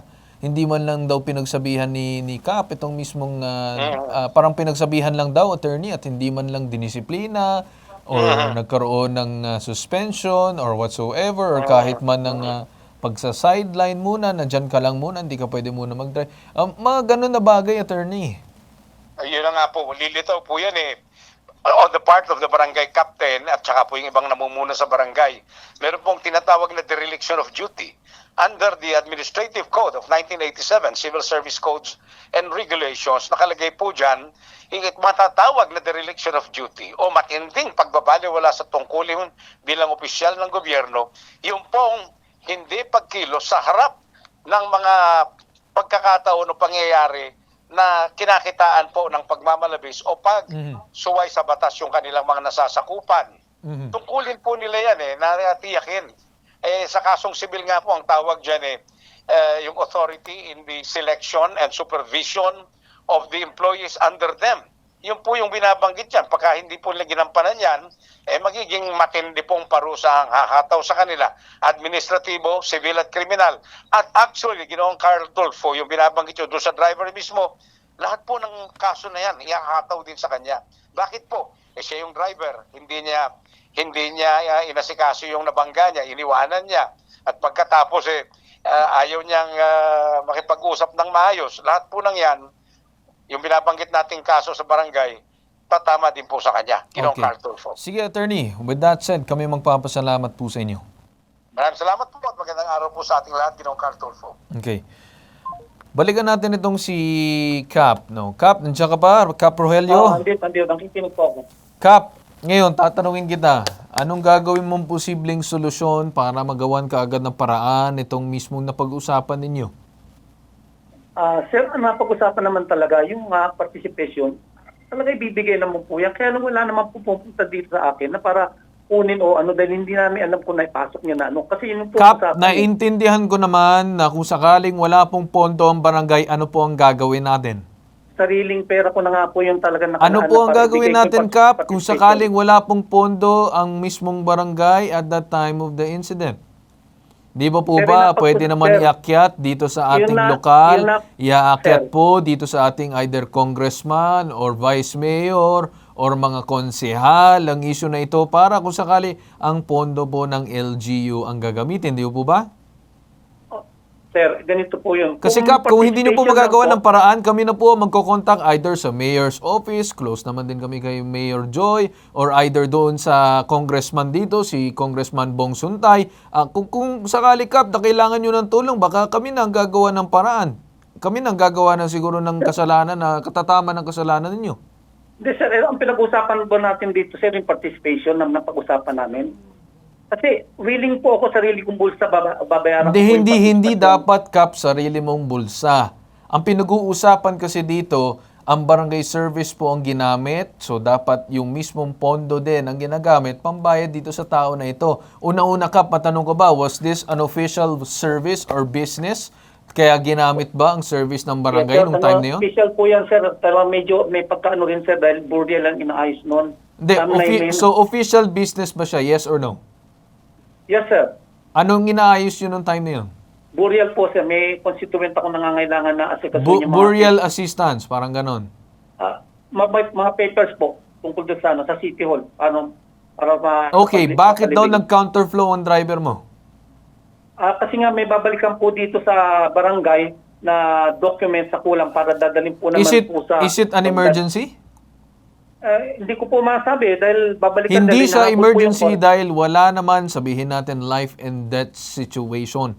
Marami po tayong kababayan na maraming inasikaso, maraming emergency inasikaso na hindi po life and death ang pinag-uusapan pero sumusunod po sila sa batas trapiko. Di po ba bilang part ng gobyerno tayo po ay tutupad at susunod sa ating batas trapiko? Di po ba? Yan po ang sinabi ko sa driver, pinangaralan ko yung driver na dapat mas maging maingat kayo mga driver ng mga pampublikong Ngayon Cap, hindi ko na masyado focus dun sa mismong driver kasi gusto ko na ikaw mismo magko-command responsibility. You do something about this. Now, yung participation man na kung ano man yung napag-usapan ninyo noon, to pa rin na, Cap. Kung may problema man, ikaw na bahala ang maningil kung saan man sa pondo ng LGU or whatsoever. Yun sir, I think that would be the best thing na mapag-usapan. Yes, sir. Okay, ganito lang, balikan ko lang Lara. Bakit? Kasi sir, yung participation fee, kaya ako pumayag nun sa 5,000 na participation fee. Para sa honest lang. Kasi sabi po sa akin nun ni Tres, sariling pera niya yun dahil ayaw maglabas ng kapitan. Sinabi po yun. Opo, dun yun, kay Cap Mari po, sa loob ng City Hall yun. Tapos yung driver hinahanap okay, sige, wag na natin pag-usapan yan kasi ngayon pinag-uusapan na natin yung mismong solusyon. Ayoko nang balikan. Ayoko nang balikan yun. Apo, hindi gusto ko na lang pagawa. Yes, I do understand. Wala nang problema doon. relax. Ang Apo. pinag-uusapan na natin is solusyon. I don't wanna talk about kung ano nangyari noon. Apo. Pag-uusapan na natin Yung moving ngayon po. forward Apo. kung anong gagawin natin. Now, salamat sa pagbahagi mo. Apo. Walang problema doon. Diretso na ako, Kap. Anong gagawin natin ulit? Sir, anytime po, kung kailan na dadalhin yung yung participation, bibigay sa kanya. Yun lang po. Kaya ba nga, kung bukas pa kayo ngayong araw mismo? Yes, sir. Pwede po. Oh, sige sir, ganito. I will give you the chance na itama ang inyong pagkakamali. Pero once siguro sir na hindi nyo po magawa ngayon, then ipapaabot na po namin sa mga other officials such as congressman, vice mayor and mayor para lang po sir mas mapabilis. Okay po, Kap? Yes, sir po. Yes, sir. Okay. Sige po, andito po ako. Sige, Kap. With that said, kami magpapasalamat sa inyo. Yes, sir. Mga anong oras po para makaano po ako sa ano? Itawag na lang namin sir. Siguro maya-maya konti. Tawag po namin. Oh, yes, sir. Sige po, andito lang po maghintay. Alright. Siguro with Okay that po. said, with Lieutenant also on the other line, kami magpapasalamat sa inyo. Nandiyan pa ba si Lieutenant? Yes, sir. Yes. Ma'am, maraming salamat din po sa Salamat inyo. po. Wala na pong kailangan, ma'am. Maraming salamat Maraming po. salamat din po. Opo, sir. Alright. Anytime po. Okay. Okay. Ganito, Lara, no? Napag-usapan naman na natin, nagsabi si mismong kapitan, yan, nangako siya, nakatape tayo ngayon. Apo. Pumunta ka ngayon sa mismong barangay, hayaan natin siya nag-iitupad yon. Kapag hindi, bumalik ka ulit sa amin, kami na magsusulat doon sa Kaya lahat po ako ng mga lumapit sa opisyalis. inyo kasi gusto ko na siyang gusto ko na silang ituluyan ng kaso eh. Gusto mo na sampahan ng kaso. So, ayaw mo bigyan ng Hindi na pagkakataon. po yung participation kasi grabe na po yung perwisyong binigay nila sa akin. Mhm. Kaya yung participation, kaya ko na po yun. Kung tutusin, gagawa ko na lang po na paraan yun. Gusto ko lang talaga makasuhan na lang sila. Gusto mo na lang makasuhan. So, ayaw mo na gawa ng paraan. So, ayaw mo na bigyan ng chance Hindi ngayon. na po kasi maraming chance na para na po kung pulubin na namamalim sa kanila, sir eh. Ako yung nagre-reach out, walang nagre-reach out sa akin. Nagmamakaawa ako sa kanila, walang pumapansin sa akin, sir eh. Hmm. Gusto ko makasuhan na lang talaga sila, kaya lumapit po ako sa inyo. Hmm. Yung pera wala po sa akin yan. Okay na po yun. Kumbaga nandun eh. Ilang buwan na akong hindi nakakapagtrabaho, hindi nakakapag ano. Yun So, po. akala ko nangyari yung insidente October 16. Hindi, I mean, weeks na, sir. Weeks na. Hindi po. October 9 po. October 9. 16 yung pag-uusap lang po namin. October 16 yung pag-uusap, October 9. Apo. Sige, ganito. Kung nasa iyo yan, Apo. kung gusto mo sila filean ng case, Apo. but then again, if gusto ni Kapitan na magbigay, then so be it. Okay? Opo, kasi ganito yan, sir. Yung... Ganito na, ma'am. No? Wala na tayo ibang pag-uusapan Apo. ngayon. Ngayon, bringing up namin yung concern, wala naman problema. Kinall out ko naman yung Apo. mismong kapitan na mali talaga yung ginawa niya. Mali yung ginawa ng tao niya. Apo. Again, if it's on your side, kung gusto mo mag-file ng case, then go ahead, karapatan mo yan. Apo. Pero ang sa amin is gusto lang namin siya i-call out pagsabihan itong mismong kapitan na ito na hindi dapat binabaliwala yung mga Apo. tao na kagaya mo na. Especially in this case, vehicle na mismong barangay tapos iiwanan yung mismong tao. Gawain nga ng mga tao na pinasususpende ng LTO yung lisensya at kung ano-ano pa. Pero itong barangay para nakawala lang sa ganun dahil barangay sila. Nakuha mo? Apo. So, ang para sa akin, that's your decision. We can assist you in doing that. Pero sa akin, kung gusto man na tulungan ni tumapad na si Kapitan at tutuparin niya. Kasi yung sa amin dito, gusto namin magbigay ng pagkakataon kung Apo, gusto niya apo. itupad. Kung gusto niya itupad, then let him do so. Kasi lumapit naman na kayo sa amin. Pero kapag once na lumapit na kayo, binaliwala pa rin, then go ahead, wala nang problema. Apo. Alright? Lara? Apo. So sana naman ay maging bukas pa rin ang isipan mo. Hindi naman ako nakikipag-usap para sa barangay. Apo. Wala akong pakialam sa kanila kasi mali yung ginawa nila. Apo. Alright? Kuha mo? Okay. So ako naman nagpapasalamat sa iyo na lumapit ka dito. Apo. Nabigyan ka na din ng knowledge tungkol sa mga posibleng gawin sa susunod. At siguro din, advice na sa susunod ay mag-ingat din tayo sa lansangan. Alright? Apo, apo. Okay? So, dyan tayo nagtatapos sa reklamo na ito. Ito ang mas malakas at pinalawak na bagong Ipabitang Mo Help Desk. Susunod, ginang naguguluhan. Birth certificate daw niya 2 at magkaibang tatay ang nakapangalan. Ang sumbong, iimbestigahan at aaksyonan sa Help Desk Ipabitag Mo. This program is brought to you by PCSO, hindi umuurong sa pagtulong. PhilHealth, your partner in health. PAGCOR, advocates for responsible gaming. A very special thanks to the community service partners of BITAG. KFC, it's finger licking good. Hotel Sogo, so clean, so good. Mapicon, providing pest control solutions. Maraming salamat sa mga sumusunod na food donors para sa mga pagkaing ipinamamahagi sa mga lumalapit sa litan. Copico, Energen, Fresh Candies, Wafello, Tinopayan, Max Cafe.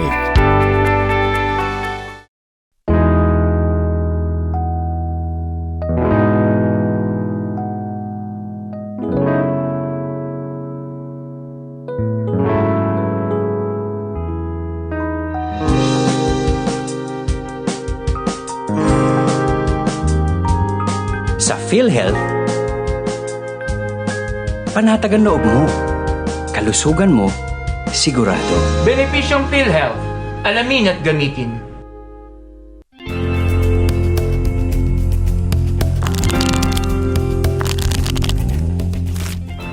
Do you have a gambling problem? To know more about PADCAR Responsibility Program, including its player exclusion program, visit www.padcar.ph/regulatory/responsible-gaming.php. A message of concern from Philippine Amusement and Gaming Corporation.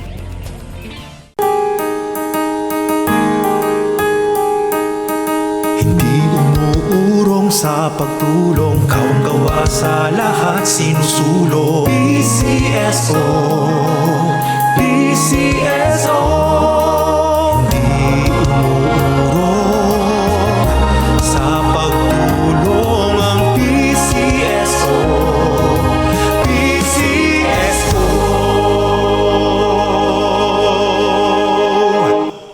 Katuwang ang Hotel Sogo sa community service na hatid ng helpdesk ipabitag mo para sa ating mga kababayan. Libre, malinis at ligtas na accommodation ang hatid ng Hotel Sogo para sa mga nagrereklamo sa IBMI NGO Action Center na hindi agarang makakauwi sa kanilang mga probinsya. Maraming salamat, Hotel Sogo. So clean, so good.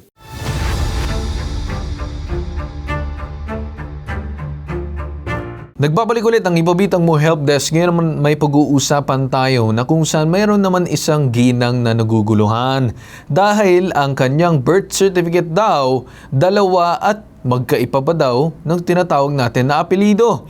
Isang ginang ang gustong malinawan kung ano ba ang dapat niyang gawin pagdating dito sa kanyang birth certificate. Dahil ang dalawang kopya na meron siya ay apelido pala ng kanyang tunay na tatay at yung isa naman doon sa kanyang stepfather. So, siguro pagdating sa proseso at legalidad, ano ba ang dapat gawin? Detalyeng sumbong, panoorin. Sabi ko naman po, ito po kasi yung pinagamit sa akin pagkamulat. Ako po ay dumulog upang mabigyan linaw ang aking pong kahilingan na may ayos ang aking birth certificate. Ang NSO po na lumabas ay April Joy Bautista lang po. Then ngayon po, sabi po bakit po may Montelegre? Saan ko po daw nakuha? Ngayon po ay hindi ko po talaga alam kung ano po talaga ang aking gagamitin. Ang aking pong mga anak ay 3 na nag-aaral. Lahat po ng aking IDs ay Montelegre at marriage contract po. Ang sumbong, iimbestigahan at aaksyonan sa helpdesk ipabitag mo. Ngayon naman makakausap natin via video call itong si mismong April Joy. Magandang araw po sa inyo, ma'am. Magandang hapon din po, sir. Okay, ma'am, paulit na lang po, no, magandang araw kasi nakatape po tayo pang umaga. Alright, so magandang araw po sa inyo, ma'am. Magandang araw din po. Alright. Ma'am April Joy, kayo po ay lumapit sa amin tanggapan dahil meron po kayong naging problema sa inyong birth certificate. Tama po ba? Opo, sir. Okay. Ngayon, ma'am, pakidiscuss po sa amin kasi meron pong binabanggit dito na yung una sa tunay mong tatay, yung sa pangalawa, dito naman na sa stepfather mo. So ano po nangyari sa atin dyan? Bali, ginamit ko po ay sa stepfather ko po na Montelegre. Then, nung sa NSO naman po ay bali April Joy Bautista na lang po yung nakalagay. Then, questionable naman po lahat sa akin ng mga akin po ina-applyan, bakit po may Montelegre. Pero acceptable naman daw po kasi mayroon daw pong affidavit sa likod na pwede daw po gamitin ang Montelegre. Okay. So, Kaya po ng aking sinunod. Sige ma'am, go ahead. So lahat po ng IDs ko ay ayun na po, Montelegre lahat at pati sa aking mga bata, Montelegre din po, marriage contract. Bali lahat po talaga ng pagkakilanlan, Montelegre po lahat ng aking ginagamit. Okay. Ma'am, ano po ang nangyari? Bakit umabot po sa punto na ganun, na yung mismong stepfather po ang gamit ninyo at bakit hindi po yung totoong ama ninyo? I think Aniban yung surname. Ano po ang nangyari, ma'am? Bakit biglang nagpalit po tayo? Bali sir, hindi ko po talaga totally alam na ako po pala ay anak sa pagkadalaga ng nanay ko. Parang tinago sa iyo ng nanay mo, tapos nung pagkatanda mo, dun mo lang nalaman. Opo sir, nung bali kumuha na po ako ng PSA. Tapos binago ng nanay mo itong surname mo doon sa surname ng stepfather mo. Opo, pero nung pagkapaliwanag po sa akin ng nanay ko, wala daw po siyang pinipil-upan na sa ano po, yung sa hilot po kasi siya nanganak.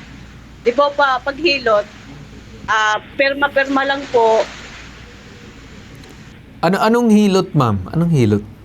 Doon po sa sa birth certificate na kulay green po. Yung live dati. Oo. Opo. Pagkatapos, ma'am, so dinideny niya yung alin? Yung previous birth certificate or itong pinakabago? Bali, hindi ko rin po sir, actually hindi ko rin po talaga maipaliwanag kung ano po ba talaga ang totaling kwento. Kasi ayaw po nila magsalita. Bali, Sino po ang ayaw magsalita, ma'am? Sino po ang ayaw magsalita sa iyong pamilya kung bakit ganun po ang iyong birth certificate? Bali, sa side po ng tunay ko pong tatay, tinanong ko po siya, hindi daw po siya nagparehistro, wala daw po siyang pinipirmahan, at saka po yung nanay niya, bali lola ko po, hindi din daw po sila. Tapos, yung nanay mo, tinanong mo ba kung, bakit ba ganito yung nangyayari sa aking birth certificate? Parang dalawa pong kopya ng aking birth certificate. Tinanong mo ba yun sa nanay mo? Tinanong ko na rin po, hindi din daw po niya alam. Bali, talaga po daw siyang walang pinipirmahan noon. At wala din po daw nag-interview sa kanya. So, paano mabubuo yung birth certificate kung hindi siya nagpa-interview, hindi siya nagpirma? Baka mamaya ay dinideny lang ng nanay mo kasi, I mean, hindi naman sa pang-ano ma'am, pero baka in the past, dahil nga ikaw ay pinanganak nung bata pa yung nanay mo, baka hindi po gumanap or hindi ginusto ng nanay mo gumanap na bilang tatay itong totoong tatay mo, kaya nagkaroon ng problema na ganun. Then eventually in the future, hindi niya po gusto ipakilala sa inyo kung sinong totoong tatay ninyo or ayaw niya man isabi na maayos. Kaya parang siguro baka gumawa siya ng paraan na ibahin na lang po. Siguro with that bitterness po siguro over the years. Di po ganun, ma'am? Hindi ko nga rin po sir, may paliwanag kasi ayaw na naman din po makipag-communicate ng aking tatay po sa akin eh. Kasi maganda ba ang naging samahan ng nanay mo tsaka nitong tatay mo noon? Or wala kang idea? Hindi daw po naging maganda kasi parang naging babaero po yata siya. Yun ang sinasabi ko, ma'am, na posible kaya naging dahilan ng nanay mo na humakbang ng ganon. Kasi ma'am, kung ako man siguro ang inyong tatay at ganun ang gagawin na for example may mga issue ng pambababae or whatever family issue it is, at the end of the day ma'am, yung nakikita ko lang na posible may dahilan na para gawin ito is yung nanay mo. Dahil siya yung nasaktan, dahil siya yung syempre yung nagpalaki sa iyo, so parang ayaw niya kilalanin talaga na bilang tatay kahit biologically yun talaga ang tatay mo. Hindi kaya ganun, ma'am? Siguro po, ganun na po. Nasaktan na siya na. Okay. Sobra. Sige, ma'am. Ganun. So ngayon ay may edad ka na at alam mo na yung mga iba't ibang bagay sa mundo na ito. Kayo ay ilang taon na po ba, ma'am? 30 po. Ayun, so 30 years old ka na. Alam mo na lahat ng mga bagay. Sigurado ako dyan sa sinasabi mo. So, with everything said and done, ma'am, ang gusto mo lang, kasi syempre yung mga anak mo, nadadala yung pangalan ng stepfather mo. Ano ba, ma'am, yung gusto mong dalhin na pangalan? Yung sa stepfather mo, yung sa totoo mong talagang tatay biological? Kahit na lang, gustuin ko po sanang, ito na lang po sa stepfather ko po. Yun yung sa gusto mo sa stepfather mo. Pero ma'am, titignan muna natin kung talaga bang maayos yung proseso. Kasi baka mamaya hindi maayos yung proseso na pinagdaanan. Kasi whether we like it or not, kahit man hindi naging maayos ang ating ama dyan, noon at hanggang ngayon, ay hindi naman po natin din pwede tanggihin or ibaluktot po ang ating batas. Ay sa alam ko naman ay dapat po ang biological father po nakalagay dyan. Okay po ma'am, so siguro stay muna kayo dyan sa line. Kausapin ko lang po muna itong PSA regarding po sa ganitong matter. Okay po sa inyo, ma'am? Okay po, sir. Okay. So makausap natin ngayon itong Regional Director ng Philippine Statistics Authority, NCR. Itong si Pasiano Dizon. Magandang umaga po sa inyo, sir. Magandang araw po, Sir Carl. Yes. Sir Pasiano, ako po si Carl Tulfo. Nakalive po tayo ngayon sa Ipabitang Mo Help Desk. Sir, ano po magagawa ng ating Philippine Statistics Authority in regarding sa matter po na ito, sir? Okay po, no? Siyempre, with adherence to Data Privacy Act, tayo po ay nakita po natin, pinadala ng inyong tanggapan, yung dokumento niya. Okay. Unang-unang nakita ko po ay dalawa ang kanyang registered birth certificate. April Joy. Yung una po ay nakapangalan doon sa kanyang kaasawa ng kanyang nanay. So ang ibig kong sabihin, magbabanggit po ako ng pangalan at apelido, maaari po ba, Sir Carl? Yes. Okay. So ang nanay po niya, si Cecilia Bautista, sa birth certificate ng una ay ikinasal kay Florencio Aniban. Nakalagay po doon ang kanyang date and place of marriage. At nauna po yung kanyang kasal bago po ipinanganak si April Joy. Sa pangalawa po yung dokumento ay si April Joy po ay naka-apelido na lamang sa nanay. At iba po ang nakalagay na tatay niya. Hindi sila married sa pangalawang birth certificate po niya. Hindi po married sino, sir? Hindi po married yung nanay niya, si Cecilia, doon po sa stepfather niya. Doon po sa pangalawang birth certificate niya. Sa una po, kasal yung nanay niya kay Aniban. Kasal itong nanay niya dito kay Aniban. Sa totoo niyang tatay. Tama po. Oh, okay. Tapos ngayon, dito sa pangalawang birth certificate, yung dinadala niyang pangalan na Montelegre ay surname ng kanyang stepfather, hindi po kasal itong nanay niya doon sa Montelegre. Tama po. Kaya po sa birth certificate niya, siya po ay naka-apelido sa nanay. Okay. At magkaiba po yung place of birth. Sa una po, siya ay pinanganak dito sa Quezon City at sa pangalawa po, siya ay pinanganak sa Lian, Batangas. Yung una po niya na naka-apelido sa tatay niya kay Aniban, yun po ay hindi delayed registration, yun po ay timely. Ang ibig kong sabihin, ayon po sa ating implementing rules and regulations sa ating batas, kailangan maiparehistro ang isang birth certificate within 30 days after the occurrence of events. Siya po ay pinanganak ng Abril at yung dokumento po niya ay narehistro din ng Abril ng parehong taon. Kaya po, timely po ito. Ito pong pangalawang birth certificate niya, late registration po. Na-release po siya ng taong 2000. Okay, so taong 2000, yung second birth certificate, yung unang birth certificate, anong taon po? 1995 po, timely. Okay. Timely registration po. Hindi lumagpas ng 30 days na iparehistro po ng nanay niya yung dokumento. Bakit ko po nasabi na iparehistro ng nanay niya? Sapagkat sa birth certificate po niya, doon sa birth certificate niyang una, na ang tatay niya ay si Aniban, ang nakapirma po ay yung nanay niya. Sige po, sir. So, sir, with that said, nabanggit ninyo ang impormasyon na ito pong nanay niya ay kasal po dito sa Aniban and itong current na kanyang stepfather ay hindi po kasal. Ngayon, dito po sa sinasabi niyo yung birth certificate, first birth certificate 1995, which is within 30 days of said birth, ay tama po ang detalye na sinasabi na si Aniban po ang kanyang tatay.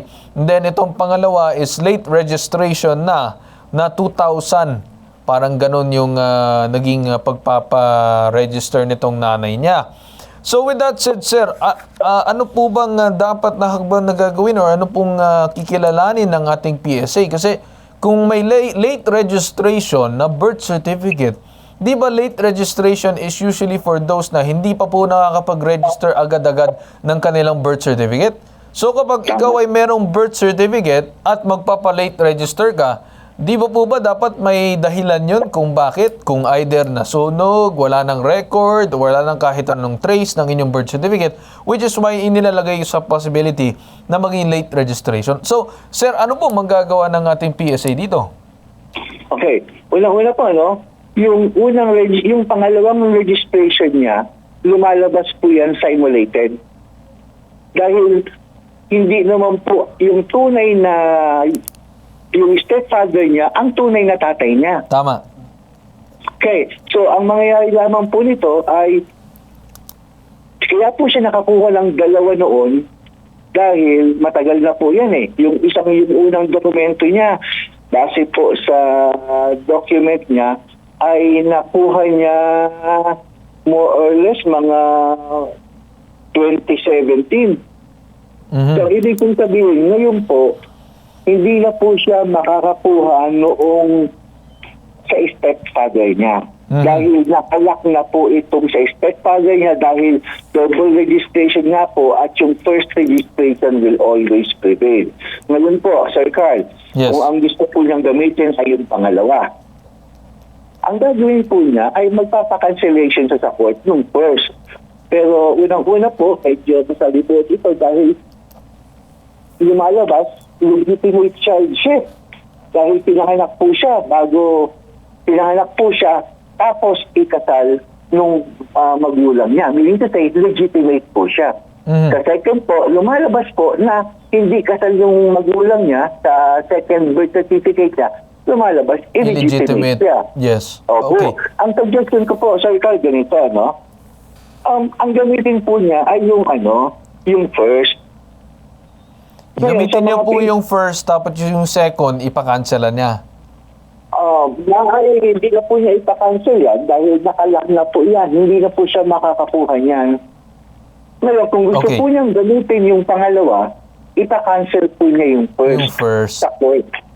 So, yung sinasabi ninyo, sir, mas maganda yung first option na binabanggit ninyo, na gamitin na lang po niya ang first birth certificate niya dahil itong tinatawag niyo first registration will always prevail. So kung gusto niya gamitin yung second dahil yung kinikilala yung una, kailangan niya i-cancel yung una para magamit yung pangalawa. Tama po ba?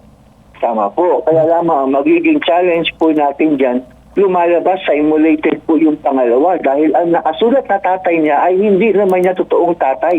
Please sa kasal ng kanyang magulang. Yes. So with that said, sir, ang sinasabi ninyo dito ay mas maganda na gamitin po niya ang panguna. Pero ang magiging problema niya dito, sir, ay ang kanyang mga anak ay nakapangalan na po doon sa last name ng kanyang stepfather dahil yun po ang pinagbasehan niya sa pangalan. In that case po, no, ang may isa-suggest ko dyan ay gamitin niya yung first and then kung saan po nakarehistro yung mga birth certificate ng anak niya ay humingi po siya ng opinion doon sa mga local civil registrars upang papaano po ba maiapelido sa tatay. Pag sinabi po ng birth ng mga local civil registrars, ay yan po ay court. You have to file in court dahil affected po ang legitimacy ng bata. Lumalabas ngayon na ang apelido ay Monte Alegre, pero Aniban po pala. Okay. Sige, sir, balikan ko lang ito saglit si Ma'am April Joy kasi syempre this is a lot of information to take in. Ma'am April Joy, dyan ba kayo sa kabilang linya? Hello, Ma'am April. Nakamute po ata ba kayo? Or tanggalin niyo na lang siguro yung headset, ma'am. Yan. Okay na po, Okay. sir. Ma'am April, narinig niyo ba ang sinabi nitong tauhan po ng mismong Philippine Statistics Authority? Apo, sir. So, Sir, ma'am, may kaklaro lang po ako. Sige, ma'am, go ahead. Kasi hindi po sila totally kasal ng nanay ko at saka yung tunay kong tatay. Hindi kasal ng? Hindi po talaga sila kasal. Meron po akong PSA na nakuha na negative, no record na marriage contract po sila. No record. So, ang Opo, sinasabi no mo record. na hindi talaga nagpakasal, bakit po lumilitaw sa record ng PSA na nagpakasal po yung inyong mga magulang noon? Hindi ko rin po alam, sir. Kaya nga po, ayun Kasi ang baka mamaya, pinagbasihan ko. nag-file na ng Kasi nakapagpakasal po ang annulment. nanay ko sa stepfather ko po ngayon. Kasal, anong pagbabasehan ng kasal nitong stepfather mo at nanay mo? Bali, kinasal po sila ay September 24, 1995. Yung stepfather mo, 1995, nagpakasal na nanay mo Apo, noon? September 24, 1995 po. Okay. Medyo magulo lang. Balikan lang natin si Pasiano. Sir Pasiano, dyan pa kayo? Opo. May record daw na nagpakasal daw itong stepfather doon sa nanay niya noong 1995. Ito po, no? Sir Carl, ay wala po akong way to verify that. But, ang sinasabi ko pong kasal yung nanay niya at si Florencio ay dahil nakasulat po sa birth certificate ni April Joy na sila ay kinasal noong 1994. Sa Aniban? Opo, si Aniban po at si Cecilia, si Florencio Aniban at si Cecilia Bautista ay ikinasal noong 1994 bago pinanganak si April Joy noong 1995. Okay. National certificate po niya yan. Yun lamang po ang aking pinagbasihan. Okay, sige po.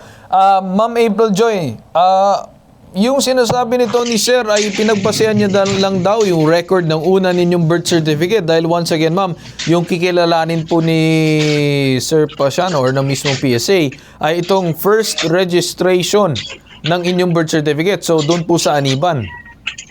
Apo. So, kasi ma'am, ang tinatawag ni Sir dito, doon po sa second birth certificate nito, ay magiging simulated siya. Now, bringing up ko din yung concern doon sa mga anak mo na posible baka magdala ng pangalan din ng inyong stepfather. Ang mangyayari po dyan, ma'am, ay kailangan nyo din po ilapit doon sa civil registry. Kung kailangan po ba yan idaan sa court. Kasi once again, ma'am, ito po ay public record already. Sa pagkakaalam ko, when it comes to public records, pagka kailangan i-revise or may kailangan i-cancela, minsan po, ma'am, kinakailangan or kadalasan, dinadaan po natin sa korte. Oo nga po, sir. Ayun nga po, sir, ang aking... Ano bang kagustuhan mo ba, ma'am, na mangyari? Kasi kung pa-korte po, di po ba may magiging bills po doon? Yes, kaya nga, ma'am, tinatanong kita ngayon, ano po ba ang gusto ninyong mangyari? Ma'am, sir, kung magiging mas mahirap po kung susundin ko yung second, na sa second father ko po, dito na lang po ako sa biological na father ko na lang po. Kung mas mahirap pa ang magiging process po dun eh. Yes.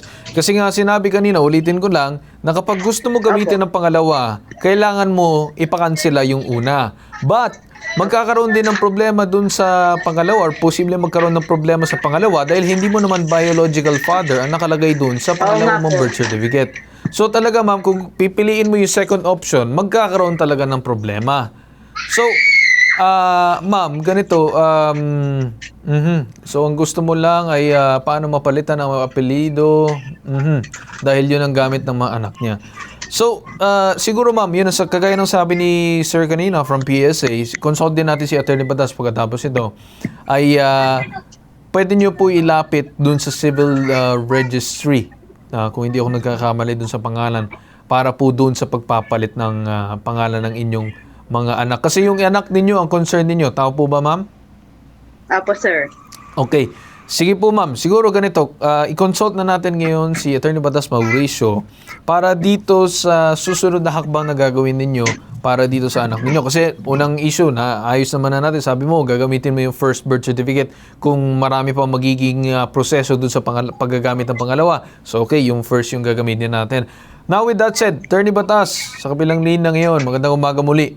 Ano po magiging abiso po natin or advice tungkol po sa case ni ma'am? Medyo masalimuot at maraming technicalities, pero ano po masasabi po natin, Attorney? Maraming salamat po, Ginoong Carl Tulfo, at maraming salamat din po sa ating panauhin, pati na po doon sa ating panauhin mula po doon sa PSA po ba yan? Yes, tama. Marami po siyang nasabing magagandang mga hakbangin at sangayon po tayo lahat sa kanyang inihayag dito po sa ipabitag mo. Ang magiging problema lamang po dito, yung katotohanan na yung pagpapalit o pagtatanggal ng isang birth certificate, pagpapaanal o pagpapawalang bisa sa ikalawang birth certificate doon sa stepfather, kakailanganin pong maging handa din siya sa pagpapaliwanag dahil magkakaroon po ng katanungan talaga. Katulad ng tinatanong nyo, hindi po pwede yung sagot lang ng nanay na hindi niya alam kung paano nangyari na dala-dalawa ang birth certificate. Yun po yung magiging problema natin dyan. Hindi naman po karaka-raka papayag ang mga hukuman ng ganun-ganun laang. Ang masaya po dito, ang kailangan pong isang pangkaso, at ito yata yung kinatatakutan ng ating panauhin na sumasangguni sa ipabitag mo, yung pagpa-file po, pagsasampa ng petisyon sa ilalim po ng, ito po, medyo technical, Rule 108 ng Rules of Court. Lalo po doon sa bahagi ng tinatawag na special proceedings. Ano po ba yung Rule 108 sa Rules of Court? Yan po yung kaparaanan para mabaliwala ang mga birth certificate na hindi po makatotohanan. At tama po kayo kanina, Ginoong Carl Tulfo, sa pagsasabi, kailangan po kilalanin na ang tunay at totoong naunang ginamit, naunang nirehistro at siyang tunay na birth certificate, yung po doon sa biological father. Tama. O doon sa ama na pinakasalan ng kanyang ina. Tama. Ang problema na talaga, pagpapile po ng kaso, kakailanganin ng filing fees po dyan. Kakailanganin po maipadyaryo yan once a week for at least 2 consecutive weeks. Yung dyaryo po, may halaga na din po yun. So medyo masalimuot. Ano po ang payo natin? Mag-iingat po yung mga magulang sa mga ganitong uri ng sitwasyon sa kanilang mga anak dahil yung mga anak ang tiyak magkakaroon po ng malaking suliranin pagdating ng araw. Ginoong Carl Tulfo. So, sinasabi ninyo, Attorney, if I'm not mistaken, if gusto niya mabago yung doon sa anak niya, then posible talaga na dumaan talaga siya sa proseso ng korte na pagpapakansela doon sa pangalawang birth certificate dahil nung pinanganak yung mga anak niya, doon po binase yung tinatawag natin na pangalan at surname niya. Tama po ba, Attorney? Tama po kayo, Ginoong Carl Tulfo. At ang good news po, dahil dito siya sa ipabitag mo ng konsulta, masasabi po natin, isama na niya sa petisyon niya, sa kanyang sarili, yung birth certificates ng mga anak para minsanan lang po ang pagkilos. Minsanan din lang po ang gastos, Ginoong Carl Tulfo. Alright. So, sinasabi ninyo, Attorney, pwede i-consolidate into one petition yung tinatawag natin na yun? That's right. Okay. Ginoong Carl Tulfo, one petition for ito pong bisita natin, isasama niya yung mga anak niya kung ilan po man yan, na isinunod sa pangalan ng stepfather o yung apelyido ng stepfather. Okay. Sige, Attorney. Yes, alright. So with that said, Attorney, kami naman magpapasalamat. Siguro, Ma'am April Joy, meron pa ba kayong final questions para dito kay Attorney Batas, clarifications para sa inyong gagawin na susunod na hakbang? Ma'am April Joy, dyan ba kayo? Hello po. Yes, ma'am, narinig ka namin. Ano pong magiging tanong ninyo kay Attorney kung meron pa? Bali, sir, kailangan isama ko po rin po ang 3 kong bata. Sabi ni attorney ma'am kanina na kailangan po isama dun sa inyong petisyon kung Sir, hindi sakali ko po po na... kasi masyadong naintindihan. Naulan po kasi, sir, eh. Okay. Sige ma'am, yung sinasabi po ni attorney kanina na yung petition po na gagawin ninyo kung sakali para ipakansela ang pangalawa ninyong birth certificate ay isasama nyo na po yung mga bata. Kasi po ma'am, yun magiging problema lang po dito, no? Kahit masabihin natin kung hindi mo ipakansela ang birth certificate mo, pero kung hindi pa rin ipakansela yung pangalawa, then baka posible din po pa rin mag-conflict doon pa rin sa mga pangalan or apelyido na mga anak mo. Okay po. Kasi yung pinagbasihan ng birth certificate ng mga anak mo ay base dun sa surname mo na pinagbasihan yung pangalawang birth certificate mo. Nakuha mo po, ma'am? Apo, sir, apo. So sabi naman ni attorney na medyo sabihin natin gagastos, pero pagdating sa bagay na ito, isang beses na gastos at least habang buhay, hindi mo naiisipin yan. Kesa naman hindi po tayo gagastos, hindi iisipin natin habang buhay hanggang sa mabaon po tayo sa lupa. Di po ba? Oo nga po. Okay? So siguro ma'am, with that said, no, any final words, Attorney Batas, para kay ma'am? Okay na po yun. Ang importante po dyan, alalahanin niya, iwasto na po, Ginoong Carl Tulfo, ang kanyang record at record ng kanyang mga anak. Hindi natin alam kung kailan niya gagamitin yan, baka po biglang mag-abroad o kung ano man, hindi po natin alam. Mabuti na po na nakawasto na po lahat ng record para wala pong problema sa kanilang birth certificate at sa mga iba pang pampersonal na dokumento. Ngayon na po ang panahon para iwasto yan, Ginoong Carl Tulfo. Tama, okay. So with that said, Attorney Batas, maraming salamat po sa inyo. Maraming salamat din po, Ginoong Carl Tulfo. Magandang araw pong muli sa ating... Alright. Sir Pasiano, dyan pa kayo?